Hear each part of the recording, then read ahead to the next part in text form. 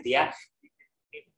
Kita setiap seminggu sekali ya, ada seminggu sekali dan juga ada yang 2 minggu sekali kita mengulas gitu ya tentang berbagai topik-topik yang tentunya akan menunjang kepemimpinan kita semua. Dan di sesi hari ini kita akan bersama dengan saya gitu ya, kita akan bahas tentang leadership 360 derajat. Kalau selama ini kita sudah dengar tentang leadership itu mimpin orang lain gitu ya. Nah, di kesempatan kita di sore hari ini kita akan ngomongin yang agak berbeda gitu ya. Kita akan ngomongin yang lebih luas lagi. Tapi sebelum kita mulai sesinya, saya akan coba menyampaikan sedikit gitu ya, seperti apa sih yang akan kita jalani di dalam sesi kita hari ini gitu ya. Nanti selama sesi nanti saya akan menyampaikan beberapa materi gitu ya, beberapa topik yang nanti akan kita diskusikan. Tapi memang topiknya nanti saya tidak hanya satu arah gitu ya. Artinya nggak kemudian hanya saya ngomong terus teman-teman mendengarkan, enggak. Tapi di sesi ini nanti rekan-rekan akan saya ajak untuk langsung praktek. Karena lagi-lagi kalau kita berbicara tentang leadership, selalu kita berbicara tentang skill. Dan skill itu harus dipraktekkan. Maka untuk memastikan rekan-rekan mendapatkan pengalaman pembelajaran yang maksimal gitu ya, yuk kita sama-sama nanti kita akan praktekkan sesinya. Jadi nanti di dalam sesi rekan-rekan akan saya minta buat praktek. Dan karena rekan-rekan akan saya minta buat praktek, saya mau meminta izin gitu ya untuk rekan-rekan, boleh dong rekan-rekan disiapkan mungkin ya nanti ya satu lembar kertas A4 atau folio bebas gitu ya bersama dengan alat tulis. Silakan letakkan di samping laptopnya saat ini atau kalau menggunakan handphone di samping handphonenya, dan nanti di selama sesi kita akan coba diskusi dan kita akan praktek ya. Harapannya dengan beberapa praktek yang akan kita lakukan ini membantu rekan-rekan untuk lebih memahami leadership itu seperti apa sih dan bagaimana kita bisa menjadi seorang leader yang nggak cuman leader yang biasa-biasa aja, tapi kita bisa menjadi leader yang bisa memimpin 360 derajat. Dan sebelumnya saya ucapkan juga terima kasih bagi rekan-rekan yang sudah ready untuk join. Sebelumnya saya mau dengar dong rekan-rekan, silahkan ketik di kolom chat gitu ya. Silahkan rekan-rekan ketikkan di kolom chat hari ini rekan-rekan dari mana aja ya. Perkenalkan nama dan juga kota asal atau tempat tinggalnya saat ini di mana ya. Saya juga ingin tahu nih soalnya ya. Jadi boleh bagi rekan-rekan yang mau share, boleh dong silahkan diketikkan di kota asalnya, nama dan juga kota asalnya, biar nanti kita enak diskusinya, biar saya juga enak nih ngobrol dengan rekan-rekan ya. Boleh silakan ketik di kolom chat bagi rekan-rekan yang sudah menyimak. Yuk, dari namanya siapa gitu ya, terus dari kota mana ya, biar nanti juga saya bisa tahu, biar nanti kita ngobrolnya juga seru ya. Karena lagi-lagi kita nanti akan banyak diskusi tentang topik-topik leadership ya. Oke, ditunggu rekan-rekan. Oke. Oh, Mbak Vidya dari Surabaya. Halo Mbak Vidya dari Surabaya. Oke, dan juga ada Mas Alvin juga dari Surabaya. Halo Mas Alvin dari Surabaya. Oke. Ini dari Surabaya, jangan-jangan barengan ya. Mbak Vidya sama Mas Alvin barengan jangan-jangan ini online-nya ya. Oke, dari Surabaya. Yang lainnya ditunggu. Mbak Nikma juga dari Surabaya. Ada 3 orang ya. Itu 3 orang dari Surabaya semua. Ya, terima kasih buat rekan-rekan yang dari Surabaya gitu ya, yang mengikuti langsung sesi online webinar hari ini. Ada Mas atau Mbak Nova ya. Ini kalau nggak kelihatan kamera gini sih ya. Jadi saya nggak tahu nih ini Mas atau Mbak gitu ya. Moga-moga aja Mbak ya. Mbak Nova dari Bogor. Halo Mbak Nova gitu ya. Dan juga ada Mbak Taryani dari Pangkal Pinang, Bangka. Jauh banget. Keren. Mbak Taryani semangat belajarnya keren banget gitu ya. Jauh-jauh dari Pangkal Pinang juga hadir gitu ya, luar Pulau Jawa. Ada juga namanya kayak saya gitu ya. Ivan dari Jakarta Timur. Salam kenal Mas Ivan. Nama kita sama ya. Nama saya juga Ivan Dana soalnya ya. Oke. Ada Mbak Alen dari Bekasi. Halo Mbak Alen. Mas Rizal dari Cilegon. Halo Mas Rizal dari Cilegon. Cilegon gimana? Aman? Ada Mas Arik dari Lampung. Sehat-sehat Mas Arik dari Lampung ya. Dari Lampung nih menyimak juga. Dan juga Mas Septian. Ada 4 orang dari Surabaya ya. Oke, sip, thank you banyak. Dan saya sendiri mungkin bagi rekan-rekan saya nggak bisa ketik gitu ya. Jadi kalau dari saya ini disiarkan langsung sesi kita hari ini dari studio di Depok ya. Saya di Depok di Jawa Barat ya. Jadi ini ada yang dari Jawa Barat, ada yang dari Jawa Timur, ada juga dari Sumatera ya. Ini kalau saya lihat ya. Sip, thank you banyak rekan-rekan yang sudah memperkenalkan gitu ya. Moga-moga rekan-rekan nanti bisa menikmati sesinya. Dan kita beri pause dulu dong buat kita semua. Keren banget. Udah untuk belajar, maka saya mohon izin untuk sesi ini. Tapi dalam sesi nanti ada beberapa hal yang juga perlu kita sepakati gitu ya, atau rules lah ya sebelum kita mulai pembelajarannya. Yang pertama tadi itu ya, rekan-rekan silakan kalau mau bertanya nanti langsung tanyakan. Kalau dirasa nggak enak gitu ya, mau motong di tengah-tengah, rekan-rekan bisa gunakan fitur chat ya. Nanti akan dibantu oleh Mas Aziz, Mas akan mengingatkan gitu ya, dan melalui kolom fitur chat ya, mengingatkan ada pertanyaan atau enggak nanti gitu. Jadi silakan tanyakan di kolom chat, atau kalau misalkan mau langsung tanya boleh langsung di unmute, mau izin tanya juga boleh ya. Artinya sesi tanya jawabnya enggak harus di sesi akhir, tapi di tengah-tengah pun bisa. Terutama nanti karena kita akan langsung praktek ya. Jadi nanti kita akan langsung praktek. Sip. Kalau sudah, saya mohon izin untuk share screen terlebih dahulu rekan-rekan. Mohon izin untuk share screen terlebih dahulu. Oke, sip. Moga-moga sudah tayang ya. Moga-moga sudah tayang. Oke, bentar. Oke, sebentar. Saya setting dulu. Ya, moga-moga sudah tayang ya yang ada di layar. Oke, rekan-rekan, pada kesempatan sore hari ini kita akan ngobrolin atau membahas tentang topik yang sebenarnya sih sudah sering dibahas gitu ya, tentang leadership. Tapi memang khususnya di sesi kali ini kita akan bahas tentang leadership 360 ya. Kemampuan untuk memimpin, nggak cuma memimpin atasan tapi juga bawahan, diri sendiri dan juga rekan kerja kita. Dan di sesi ini akan dibantu oleh saya. Bagi yang belum berkenalan, izinkan saya memperkenalkan diri saya. Nama saya Vandana, saya adalah founder dari jadipemimpin.com, sebuah platform yang itu memang dibikin atau didesain untuk membantu gitu ya rekan-rekan yang ingin belajar kepemimpinan secara mudah dan juga bisa diakses dimanapun. Jadi kita ada platform, silakan rekan-rekan akses www.jadipemimpin.com. Saat ini semua materi yang menjadi pemimpin disediakan secara gratis buat teman-teman. Tentunya beberapa skill-skill yang mendukung skill kepemimpinan. Nah, ini sekilas tentang saya gitu ya. Saya merupakan Chief Operation dari PT Transformasi Insan Mulia, salah satu perusahaan pengembangan sumber daya manusia yang ada di Jakarta. Dan saya merupakan praktisi NLP, saya merupakan seorang professional coach, dan lainnya.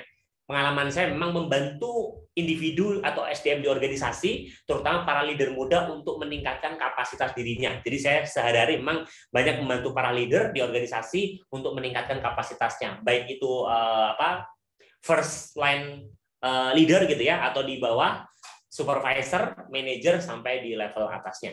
Nah, di kesempatan hari ini harapannya pengalaman saya ini bisa saya bagikan kepada rekan-rekan. Gimana sih saya ketika kita berinteraksi gitu ya dengan para leader, apa sih hambatannya, apa sih tantangannya, dan bagaimana cara kita bisa menjadi solusi. Kita bisa menjadi leader yang nggak sekedar leader aja secara titel, tapi kita bisa menjadi leader yang itu bisa benar-benar mempengaruhi orang lain di sekitar kita. Oke, saya akan mulai dengan suatu data dan fakta gitu rekan-rekan. Satu fakta yang mungkin sebagian dari kita mungkin ada sudah pernah dengar, atau sebagian dari kita mungkin juga belum pernah dengar gitu ya. Satu fakta menarik bahwa ternyata memang memimpin atasan gitu ya, ternyata dari beberapa riset itu ya, memimpin itu nggak cukup hanya memimpin tim. Ini berdasarkan riset yang dilakukan oleh McKinsey yang itu meneliti para leader-leader atau chief gitu ya di organisasi, yang dia menyampaikan bahwa sebenarnya ternyata memimpin tim saja itu nggak cukup untuk membuat organisasi bisa sukses ya. Bahkan kalau dilihat di sini ada 3 sebenarnya kemampuan untuk bisa sukses gitu ya, secara diri sendiri dan juga secara organisasi, agar kepemimpinan kita itu bisa berdampak terhadap bisnis dan juga organisasi dan juga terhadap karir kita. Yang pertama adalah tentunya kita bisa memimpin tim kita. Ini berdampak terhadap kita punya kesuksesan gitu ya. Ya jelas namanya kita leader, kalau kita memimpin tim ya kita pasti akan bisa lebih sukses. Yang kedua, ternyata ada kemampuan yang juga dibutuhkan, yaitu bagaimana kita bisa memimpin kolega kita atau rekan kerja kita. Karena kalau berbicara memimpin tim, ya itu kita berbicara di satu unit bagian kita saja. Tapi ketika kita di sebuah organisasi, ada kalanya kan kita punya part-part lain, unit lain. Misalkan kita bagian marketing, ada bagian operation. Misalkan kita bagian operation, ada bagian finance dan lainnya. Nah, ternyata untuk bisa sukses juga gitu ya dalam hal karir dan juga secara leadership, kita juga butuh untuk mampu memanage rekan kerja kita. Atau kalau di sini jawabannya rekan-rekan lihat saat ini gitu ya, kolega kita. Makanya banyak orang bilang saya itu sudah bisa memimpin tim, ngelola tim itu gampang. Tapi kok karir saya gini-gini aja ya? Bisa jadi karena memang secara organisasi melihat ya nggak cukup kalau kita hanya memimpin tim doang. Kita perlu baik nggak dia rekan kerja. Dia untuk memanage lintas bagian bisa nggak? Kalau lintas bagian nggak bisa di-manage, ketika jadi leader maka berpotensi menyebabkan permasalahan. Jadi memang kemampuan untuk mengelola rekan kerja atau kolega di beda bidang itu juga ternyata dibutuhkan. Ini berdasarkan riset yang dilakukan sama McKinsey. Dan ternyata kemampuan untuk manage bots juga muncul ternyata setelah di riset. Ternyata kita bisa memimpin tim kita nih, bisa memimpin rekan kerja kita. Ternyata itu aja nggak cukup kalau kita nggak bisa memimpin atasan kita. Maksudnya gimana nih? Kita nyuruh-nyuruh atasan kita? Enggak. Memimpin atasan di sini adalah kita bisa mengelola, bisa mempengaruhi atasan kita. Karena mereka juga berkontribusi dalam karir kita. Ketika kita berbicara karir kita di perusahaan, kan bukan hanya karena di bawah kita itu mendorong kita ke atas, tapi ada leader yang mengarahkan kita kepada yang memberikan kesempatan kepada kita untuk naik level. Jadi sebenarnya kalau di sini ternyata yang bisa membuat secara bisnis itu berdampak adalah ketika kita bisa mengelola 3 hal sebagai leader, mengelola tim kita, rekan kerja, dan juga mengelola bos atau atasan kita. Dan di riset selanjutnya dijelaskan bahwa ternyata kita kalau mau karir sukses secara organisasi, kita juga bisa harus memanage 3-nya. Harus bisa manage tim, manage rekan kerja, dan juga manage atasan. Jadi ternyata kalau bisnis mau sukses, leadernya itu harus punya 3 kemampuan itu.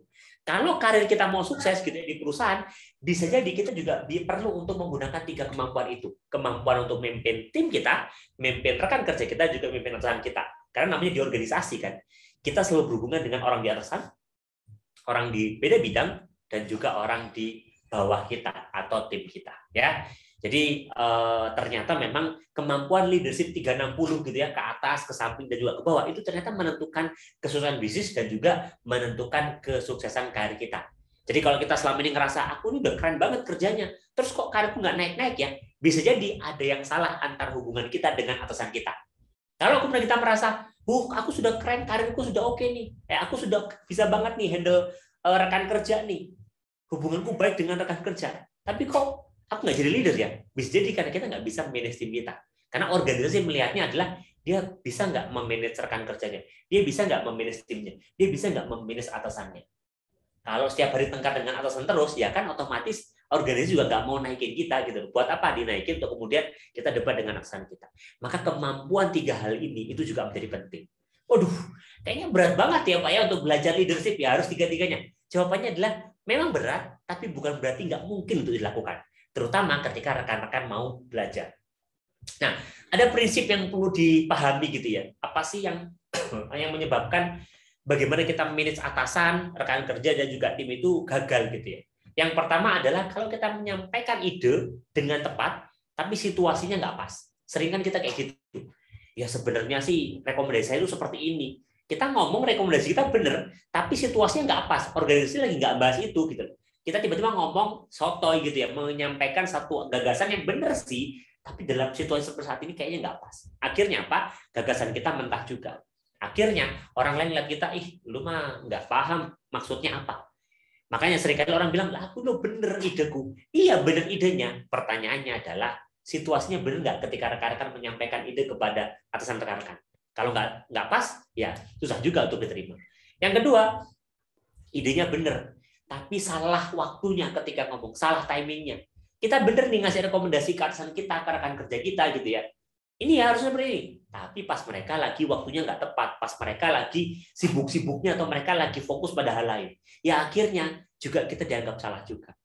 Yang ketiga, bener sih idenya, tapi cara penyampainya salah. Kita kayak ngatur, yang bener gini, kita kayak ngatur padahal itu atasan kita. Masa kita ngatur atasan kita gitu? Yang bisa jadi membuat dia tersinggung. Loh, ngapain kok mengatur-ngatur gitu?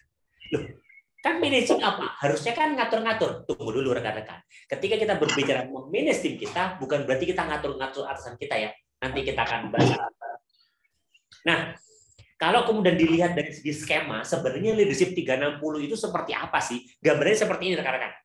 Jadi memang ternyata kemampuan leadership 360 ini menjadi kemampuan yang ya tidak simpel, tapi bisa dipelajari. Artinya apa? Ya jadi leader itu kan nggak gampang. Kadang seringkali kita merasa jadi leader itu kayak hamburger gitu ya. Dari atas, manajemen atas ada tekanan, dari bawah kita ada tekanan, dari kanan kiri kita juga ada tekanan. Sehingga akhirnya apa? Ya akhirnya kita kegencet di tengah. Nah, kemampuan di 360 mencoba untuk menyeimbangkan semuanya. Bagaimana agar semua hal di sekitar kita itu nggak menekan kita, tapi justru mendukung kinerja kita. Caranya gimana? Tentunya nanti kita akan belajar caranya ya. Ini konsepnya. Dalam leadership 360 sebenarnya ada 4 hal yang perlu kita perhatikan. Yang pertama adalah kita bisa memimpin atasan kita, leading your boss atau managing up lah ya istilahnya yang tadi saya sebutin. Yang kedua adalah leading yourself. Nggak mungkin kita mau memimpin tim kita atau memimpin orang lain kalau kita nggak bisa memimpin diri kita sendiri gitu. Kita ngomong, kamu harus gini ya. Tapi yang kita omongin itu nggak kita praktekkan dalam diri kita. Nggak bisa.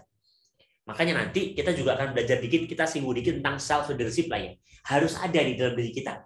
Kita ngomong, oh yang baik itu seperti ini itu. Tapi kita nggak kita praktekkan. Yang baik itu nggak kita praktekkan dalam diri kita. Ya akhirnya apa? Ya akhirnya orang nggak akan mau dengerin kita. Karena pada akhirnya kepemimpinan itu berbicara tentang panutan. Orang akan ngikutin kita ketika kita dirasa pantas untuk menjadi panutan. Jadi self leadership itu juga menjadi penting. Jadi dua ya rekan-rekan ya dalam leadership 360 ya. Yang pertama adalah kita bisa memimpin atasan kita. Yang kedua kita bisa memimpin diri kita. Nah, kalau sudah bisa memimpin atasan kita, sudah bisa memimpin diri kita, baru kita masuk ke yang ketiga. Yang ketiga apa? Kita nge-lead, kita memimpin subordinat kita. Ya, kita memimpin subordinat kita atau peers kita. Istilahnya kalau rekan tahu peers lah. Peers itu rekan kerja. Di beda bidang, levelnya sama dengan kita. Misalkan kita leader di bidang A, unit A, dia leader di unit B. Nah, itu juga kita perlu bisa tuh mempengaruhi dia. Nah, terus yang keempat adalah leading your tadi kan peers ya. Peers itu rekan kerja. Yang terakhir adalah subordinate. Subordinate ini tim lah ya. Yang selama ini kita tahu lah tentang leadership itulah. Kita memimpin tim kita, bagaimana memastikan tim kita itu bisa capai performa terbaiknya. Bagaimana biar tim kita itu bisa achieve. Nah, itu caranya juga apa? Jadi 4 hal ini yang perlu diseimbangkan. Saya nggak bilang berarti semua harus bisa. Enggak. 4 hal ini harus benar-benar diseimbangkan. Karena kalau 4 hal ini nggak seimbang, gitu ya, nggak bisa dijalankan, ya otomatis timpang leadership kita. Contoh misalkan, kita jago memimpin tim kita, tapi memimpin peers, rekan kerja nggak bagus, memimpin atasan nggak bagus. Ya setiap hari kita konflik sama beda bidang, beda unit, konflik sama atasan kita. Ya akhirnya nggak maksimal juga, kita nggak bisa berperan banyak. Kenapa? Karena ada yang salah di organisasi. Namanya organisasi, semua satu terkait. Begitu suatu ada masalah, nggak menjalankan fungsinya, akhirnya ada konflik, membuat organisasi jadi tidak efektif. Ya, jadi keempat ini perlu diseimbangkan. Mungkin sebagian dari rekan-rekan kemudian bertanya, oke deh, saya mau menyeimbangkan. Caranya gimana? Caranya saya menyeimbangkan gitu loh. Saya harus menyeimbangkannya seperti apa, Pak, untuk bisa mempengaruhi orang-orang ini gitu. Gimana ya caranya saya biar saya tuh nggak terlalu kenal sama dia sih, tapi saya bisa memimpin dia. Nah, untuk bisa mulai mulai meningkatkan daya pengaruh kita as a leader, kita bisa menggunakan konsep 5 level leadership. Ini menggunakan konsep dari John C. Maxwell. John C. Maxwell itu bilang, kepemimpinan itu ada level-levelnya. Ada levelnya dari yang paling bawah sampai yang paling atas. Ada levelnya sebenarnya dalam kepemimpinan. Level pertama adalah orang ikutin karena posisi kita. Kita punya posisi misalkan seperti ini, nah orang itu ngikutin kita karena posisi kita. Ya, sebentar, mohon izin. Sepertinya ada yang tembus suaranya ya. Oke. Nah, orang itu ngikutin kita karena posisi kita. Nah, kalau selama ini orang ngikutin kita karena posisi kita, itu jangan bangga rekan-rekan karena jabatan kita, karena itu level terbawah, itu level terendah, position. Ini salah ketik ya, ini position. Tapi position sebenarnya atau right.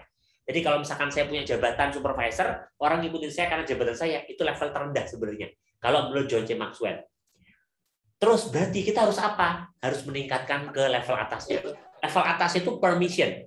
Permission itu orang ngikutin kita karena hubungan baik. Contoh, kita punya teman nih, misalkan kita mau pergi ke satu tempat. Terus kita ngajak teman kita, ayo ikut yuk ke tempat A misalkan. Nah, teman kita ngikutin karena nggak enak. Iya, dia hubungan baiknya sama aku sih. Udah, aku percayalah membawa dia kemana. Nah, kalau itu terjadi pada diri kita rekan-rekan, maka sebenarnya orang ngikutin kita karena hubungan baik, maka kita sebenarnya di level 2, yaitu permission. Permission itu orang ngikutin kita karena hubungan baik dengan kita. Ini sudah level 2 lah ya. Jadi pengaruhnya sudah lumayan oke juga sebenarnya. Nah, ini makin ke atas pengaruhnya akan makin long lasting rekan-rekan. Dan begitu juga sebaliknya, makin ke bawah pengaruhnya akan makin kecil. Jadi kalau misalkan kita di level position ya pengaruhnya mudah hilang lah, atau orang yang nggak terlalu ngikutin kita sebenarnya gitu, hanya saat-saat tertentu aja. Jadi makin kecil pengaruhnya. Tuh, saya sudah hubungan baik, saya sudah baik sih. Apakah cukup?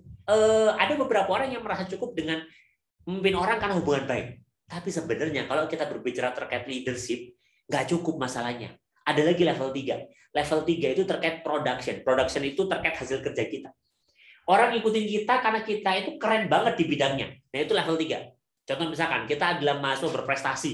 Terus kemudian akhirnya gara-gara kita mahasiswa berprestasi di kampus atau di manapun kita berada, orang ikutin kita, udah belajarlah sama si A karena dia pinter banget nih. Aku nurutlah apa yang disampaikan sama si A, si B, si C. Karena dia kan udah terbukti keren nih, terbukti menang olimpiade, menang kompetisi. Nah, kalau orang ngikutin kita karena achievement kita, karena sesuatu yang kita hasilkan, sebenarnya kita sudah di level 3. Level 3 itu artinya ya orang ngikutin kita karena result kita, karena kita terbukti berkontribusi terhadap sesuatu.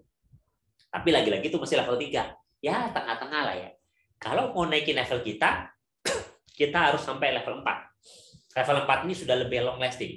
Karena level 4 ini kalau disebut adalah people atau reproduction. Jadi orang ikutin kita karena dia sudah pernah kita kembangkan, kita develop. Orang itu ikutin kita karena dia merasa bahwa ketika proses mengikuti kita itu, dia mendapatkan something, dia mendapatkan value, dia lagi tumbuh lebih baik lagi, dia lebih keren lagi. Nah, kalau kemudian rekan-rekan ada di level seperti itu, rekan-rekan ada di level 4. Level 4 ya, level 4 itu ya karena people. Orang-orang yang kita ajarin, kemudian akhirnya orang itu ngikutin kita, ngikutin apa yang kita arahkan, berarti kita leadership level 4, kalau menurut John C. Maxwell. Nah, tapi kalau mau lebih long lasting lagi, level 5. Level 5 itu personhood. Person itu adalah respect. Orang ikutin kita karena respect. Karena kita adalah simbol dari sesuatu. Sehingga orang nggak kenal pun, nah ini level 5 itu adalah orang yang nggak kenal sekalipun, begitu dengar nama kita, dia akan mau ngikutin kita. Saya sering ngasih contoh seperti ini. Mungkin rekan-rekan, kalau rekan-rekan kemudian di sesi kelas ini gitu ya, tiba-tiba ada Bung Karno deh, tiba-tiba datang masuk ke ruang kelas ini gitu ya. Bung Karno masuk ke ruang kelas ini, terus tiba-tiba dia menyampaikan arahan, kamu harus ini. Kira-kira kita ngikutin nggak? Nah, saya bisa pastikan rekan-rekan pasti akan ngikutin. Pertanyaannya adalah, kenapa kok rekan-rekan mau ngikutin? Ya kan dia berkontribusi terhadap negara, terhadap bangsa ini. Dia itu orang yang sosok yang memperjuangkan bangsa ini. Pertanyaan adalah, teman-teman kenal nggak sama dia? Enggak kenal. Tapi kenapa rekan-rekan mau ngikutin? Ya karena apa yang telah dia baktikan buat bangsa, negara, dan sebagainya. Nah, kalau sudah rekan-rekan ada di level itu, misalkan ya, level kita ikutin karena kita nggak kenal, tapi karena simbol dia di organisasi, gitu ya, atau di sesuatu yang dia pernah dia lakukan, sehingga akhirnya orang ngikutin dia karena namanya, gitu ya. Maka itu kita di level 5. Itu level kepemimpinan tertinggi menurut John C. Maxwell. Dan kalau kita sudah di level itu, otomatis ya orang yang nggak kenal pun akan akhir kita. Nah, ini adalah level-levelnya. Sekarang saya mau tanya nih, menurut rekan-rekan saat ini, silahkan ya rekan-rekan ketik di kolom chat, saya akan hentikan sedikit penjelasan saya gitu ya. Kira-kira kalau rekan-rekan saat ini gitu ya, coba mengakses diri sendiri. Coba rekan-rekan melakukan assessment terhadap diri rekan-rekan sendiri, rekan-rekan menilai. Sekarang rekan-rekan ada di level berapa? Level 1, karena position, orang ngikutin kita karena posisi kita. Level 2, karena permission, orang ngikutin kita karena hubungan baik aja dengan kita. Atau level 3, orang ngikutin kita karena result kerja kita, karena kita terbukti telah menghasilkan hasil kerja yang keren sehingga orang ngikutin kita. Atau level 4, karena sudah kita kembangkan. Atau level 5. Yuk, silakan rekan-rekan. Silakan rekan-rekan ketikkan di kolom chat, sampaikan saya ada di level berapa. Jujur-jujuran aja nggak apa-apa, sampaikan dari lubuk hati rekan-rekan, karena itu akan menentukan apa yang perlu kita improve dalam diri kita. Apa yang perlu kita improve dalam diri kita sehingga kemampuan influence kita atau kemampuan mempengaruhi kita akan bisa kita tingkatkan. Terima kasih rekan-rekan. 3. Mbak Nikmatul 3. Mas Reinhard 3. Saya agak maju ya karena oke. Mas Rizky Firmansyah 4. Keren. Mas Ignatius 3. Mbak Yunita masih 2. Oke, nggak apa-apa Mbak. It's okay. Masih level 2 nggak apa-apa. Mas Faisal juga level 2. Oke, nggak apa-apa. Oke, keren. Ada yang level 1 nggak nih? Jangan ya, gitu. Minimal level 2, karena itu sudah langkah awal yang oke. Kalau rekan-rekan sudah di level 2, karena hubungan baik, rekan-rekan tinggal naikin lagi levelnya. Apa?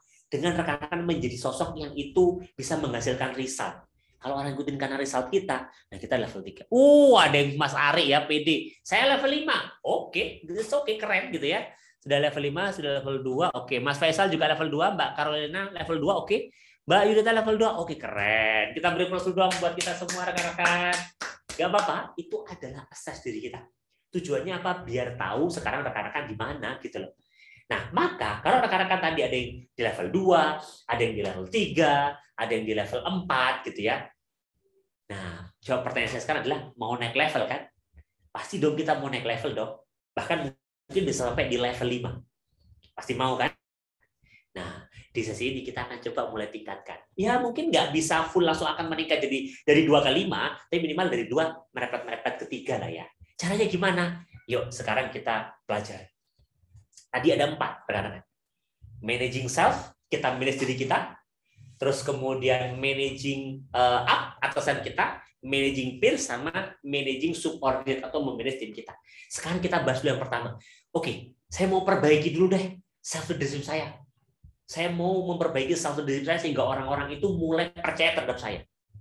Oke, ada 3 hal yang perlu rekan-rekan lakukan kalau rekan-rekan mau bisa memanage diri sendiri dengan baik. Atau kalau saya sering bilang, managing self itu gimana sih? Sederhananya adalah menjadi role model.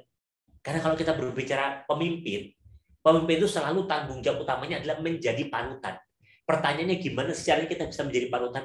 Gimana sih biar orang kalau ngeliat kita, ih keren banget ya Mbak Caroline ya, keren banget Mbak Yunita ya, keren banget ya Mas Ari ya.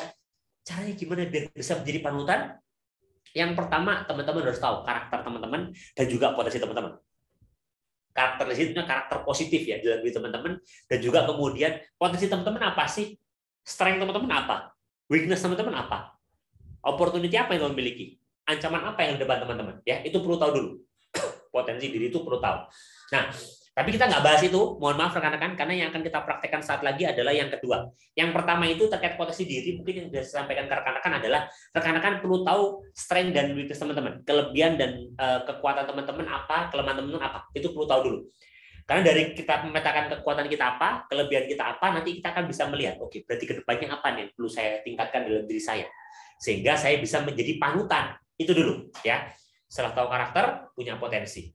Nah, setelah teman-teman tahu potensi teman-teman, kita mulai yang namanya memiliki visi. Kita buat visi kita. As a leader. Loh Pak, tapi saya tuh belum jadi leader. Ya masa kita baru jadi leader, baru mempersiapkan visi. Ya sekarang sebelum kita menjadi leader, kita sudah bikin visi. Kalau saya menjadi leader, saya akan jadi leader yang seperti ini, seperti ini, seperti ini, seperti ini. Kalau rekan-rekan lihat pemilihan presiden, kan nggak nunggu terpilih dulu baru bikin visi kan leader kan? Pasti leader itu dia bikin visi, bikin misi, dipresentasikan kepada timnya, yang merasa visi misinya sepakat, baru akan milih dia. Sama rekan-rekan, pada prinsipnya ketika kita di organisasi pun sama prinsipnya. Kita nggak perlu nunggu visi misi nanti lah Pak kalau punya jadi leader. Enggak, teman-teman ketika belum jadi leader, ketika teman-teman punya visi misi dan konsisten menjalankan visi misi itu, bukan hanya pencitraan gitu ya, maka orang akan ngelihat, ih keren ya ternyata ya, Mbak Arci keren ya, Mas Rizal ini keren, ternyata Mas Rizal itu orang yang value seperti ini, visinya seperti ini. Nah, kalau orang lihat kita sebagai sosok yang punya visi, punya value, ya orang pasti akan suka kan, apalagi visinya sesuai. Maka saya akan menantang rekan-rekan semua. Yuk, di sesi ini kita langsung praktek. Teman-teman hari ini saya minta untuk bikin visi diri. Tapi visi itu nggak sekedar visi rekan-rekan, tapi visi itu berdasarkan value diri teman-teman. Kenapa sih visi itu menjadi penting rekan-rekan? Kenapa sih visi itu menjadi penting untuk kita itu bisa meng-guide tim kita? Kenapa sih kita perlu punya visi yang clear biar orang itu trust atau percaya kepada kita? Jawabannya adalah karena coba kita lihat rekan-rekan di layar rekan saat ini. Gambar yang rekan-rekan saat lihat ini adalah menggambarkan bahwa sekarang kita ada dalam kondisi yang itu tuh VUCA, penuh dengan ketidakpastian, penuh dengan hal yang kita nggak tahu nanti ke depannya akan seperti apa. Kalau rekan-rekan lihat gitu ya, gambar yang sebelah kanan lingkaran hijau itu menandakan ada perubahan pola perilaku customer. Customer membelanjakan duitnya lebih banyak ke situ ini gitu. Itu yang hijau ke kanan. Yang kiri, customer makin sedikit membelanjakan duit ke situ.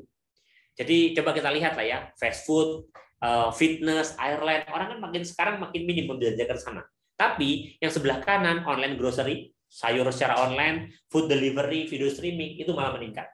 Artinya apa? Sekarang ada perubahan di dalam dunia kita saat ini. Perubahan behavior customer, dan akhirnya membuat kita sampai pada era VUCA. Kita nggak ada yang tahu ya pandemi ini sampai kapan nih. Kita nggak ada yang tahu loh. Ini nanti kedepannya akan seperti apa. Maka sekarang kita masuk di era VUCA. Volatility, uncertainty, complexity, sama ambiguity. Nah, itu yang membuat kita rapuh. VUCA itu membuat kita rapuh. Nah, cara untuk menghadapi VUCA adalah kita punya vision yang pertama. Ya, understanding, kita paham di status seperti apa. Clarity, kita tahu dengan jelas kita mau ngapain. Dan juga agile menjalaninya. Yang tentunya tapi VUCA ini hanya bisa dihadapi kalau kita punya leader yang punya visi. Kenapa sih kita punya visi? Nah, oke. Boleh silakan sekarang rekan-rekan ketikkan di kolom chat nih rekan-rekan. Apa sih yang ada dalam yang rekan-rekan rasakan gitu ya? Kalau misalkan di sekitar rekan-rekan gitu ya, lagi di kondisi kayak gini, pandemi kayak gini, terus ada orang yang pesimis gitu. Sekitar kita kayak itu, dunia makin susah, makin berat, ekonomi makin berat. Apa yang rekan-rekan rasakan ketika rekan-rekan di sekitar rekan-rekan ini ada orang yang surem, pesimis dengan masa depan kita. Seakan-akan kayaknya nggak ada harapan aja. Pemerintah ini tidak benar mengelola, salah urus. Kok semua negatif lah, suram, kita sudah nggak ada lagi, masa depan kita sudah akan suram dan sebagainya. Apa yang rekan-rekan rasakan ketika di sekitar rekan-rekan ada leader seperti itu, ada orang seperti itu? Kesel, oke, Mas Zulham bilang kesel banget, masa bikin suasana hatiku jadi negatif dong. Oke, satu, makasih Mas Zulham. Yang lainnya ditunggu, ya. Yuk, apalagi kalau di sekitar kita ada orang yang pesimis, yang aduh suram lah, nggak ada harapan kayaknya hidup. Apalagi sebel, oke. Awalnya jengkel, tapi lama-lama bisa keturunan negatifnya. Bener banget, Mbak Nimatul. Awalnya jengkel, kesel, lama-lama. Iya sih, emang kayak gitu. Kayaknya emang bangsaku ini susah banget. Kayaknya nasibku emang negatif. Kayaknya nasibku ini nggak jelas di masa depan. Coba kita lihat. Oke. Gregetan, oke. Mbak Arci gregetan. Berkata, ini mantap nih ya, Mas Al Pacino. Berkata positif, mencari peluang. Ini keren. Lama-lama terpengaruh ikut pesimis, energi jadi low, gegara efek negatif. Ya, energi kita jadi low ya, gitu. Menyebarkan aura negatif, ya benar banget. Coba kita lihat. Kalau di sekitar kita ada orang yang kayak gitu, gitu. Hobinya nyebarin aura negatif. Pertanyaan saya, rekan-rekan mau nggak dipimpin orang kayak gitu? Mau nggak dipimpin? Mungkin sekarang kita ngeliat, temanku mengkritik negara. Coba. Kalau kita disuruh mimpin, kita mau nggak mimpin orang yang mengkritik tadi itu seakan-akan bangsa ini akan hancur, diminta untuk mimpin negara ini? Mau nggak rekan-rekan? Jawaban saya adalah nggak mau. Ya jelas. Saya nggak rekan-rekan. Kita tuh nggak mau loh kalau dipimpin sama orang itu yang nggak jelas visinya kemana. Kita nggak suka dipimpin sama orang itu nggak mau punya arah tujuan hidupnya itu mau kemana. Kita tuh nggak suka deket orang yang menularkan auranya itu negatif. Dan ini juga berlaku dalam kepemimpinan rekan-rekan. Kalau rekan-rekan saat ini negatif, value-nya, nggak punya visi misi yang jelas masa depan, kayaknya ini nggak ada harapan lagi di masa depan, ya teman-teman nggak akan bisa jadi pemimpin. Kenapa? Lah ya orang malas dipimpin. Lalu kita negatif, ngapain ngikutin orang yang negatif? Kenapa seperti itu? Ya karena memang secara teori rekan-rekan, pemimpin, yaitu tugas pemimpin itu mengarahkan, memotivasi, membimbing orang yang dipimpinnya untuk mencapai tujuan. Itu tugas pemimpinnya itu. Kalau kemudian kita leader itu nggak bisa mengarahkan timnya, malah pesimis, ya kita kehilangan satu sosok leader. Ya. Oke, sekarang saya lagi tanya ke rekan-rekan. Silahkan ketik di kolom chat ya. Oke, kita nggak bisa mengontrol reaksi online, tapi kita bisa mengontrol reaksi kita. Ya, benar banget. Itu yang akan kita pelajari juga ya. Bagaimana kita mengontrol reaksi kita ketika ada orang negatif, ya kita nggak terpengaruh. Karena leader itu seperti itu. Dia yang mempengaruhi, bukan dia yang terpengaruhi. Ya. Oke. Sekarang saya minta rekan-rekan, karena kita berbicara konteksnya leadership, boleh dong rekan-rekan ketik di kolom chat, rekan-rekan itu suka leader yang seperti apa untuk diajak kerjasama. Oke, ini Mas Zulham. Cerdas dan memberikan arahan yang jelas. Keren ya. Arahannya clear. Oke, apalagi? Yang mau menerima masukan, oke, keren. Kita suka leader yang dikasih masukan, dia mau mendengarkan, mau menyimak gitu ya. Kita lagi curhat, dia mendengarkan dengan seksama, memberikan masukan-masukan yang membangun ya. Oke, siap. Keren. Oke, memberi kesempatan berkembang, siap, keren. Yang bisa memotivasi anggota timnya untuk mencapai target organisasi, keren. Kita mau leader yang bisa memotivasi saya, Pak. Saya motivasi itu naik turun, saya tuh ingin leader yang bisa memotivasi saya, ya. Oke. Oh, trust, memberi peluang untuk berkembang, memberikan kepercayaan daripada menyalahkan, lebih mencari jalan keluar. Keren banget ya. Melibatkan tim dalam menentukan pendapat dan keputusan. Siap. Leadernya enggak judgmental. Siap, siap. Mbak Tariani ya. Jadi enggak menjudge orang. Dia tuh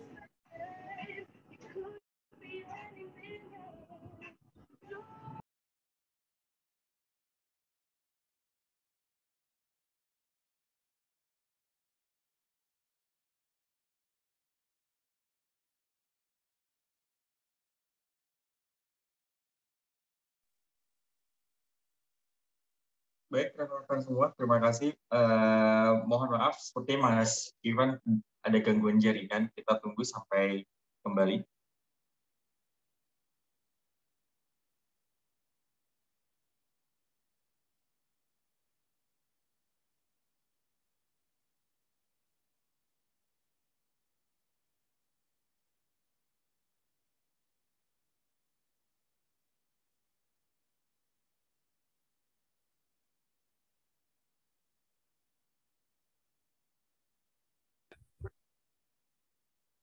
iya, mohon maaf rekan-rekan.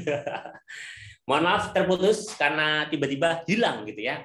Termasuk dari saya juga hilang. Moga-moga suara saya sudah kedengar ya tadi ya. Kok tiba-tiba nge-freeze?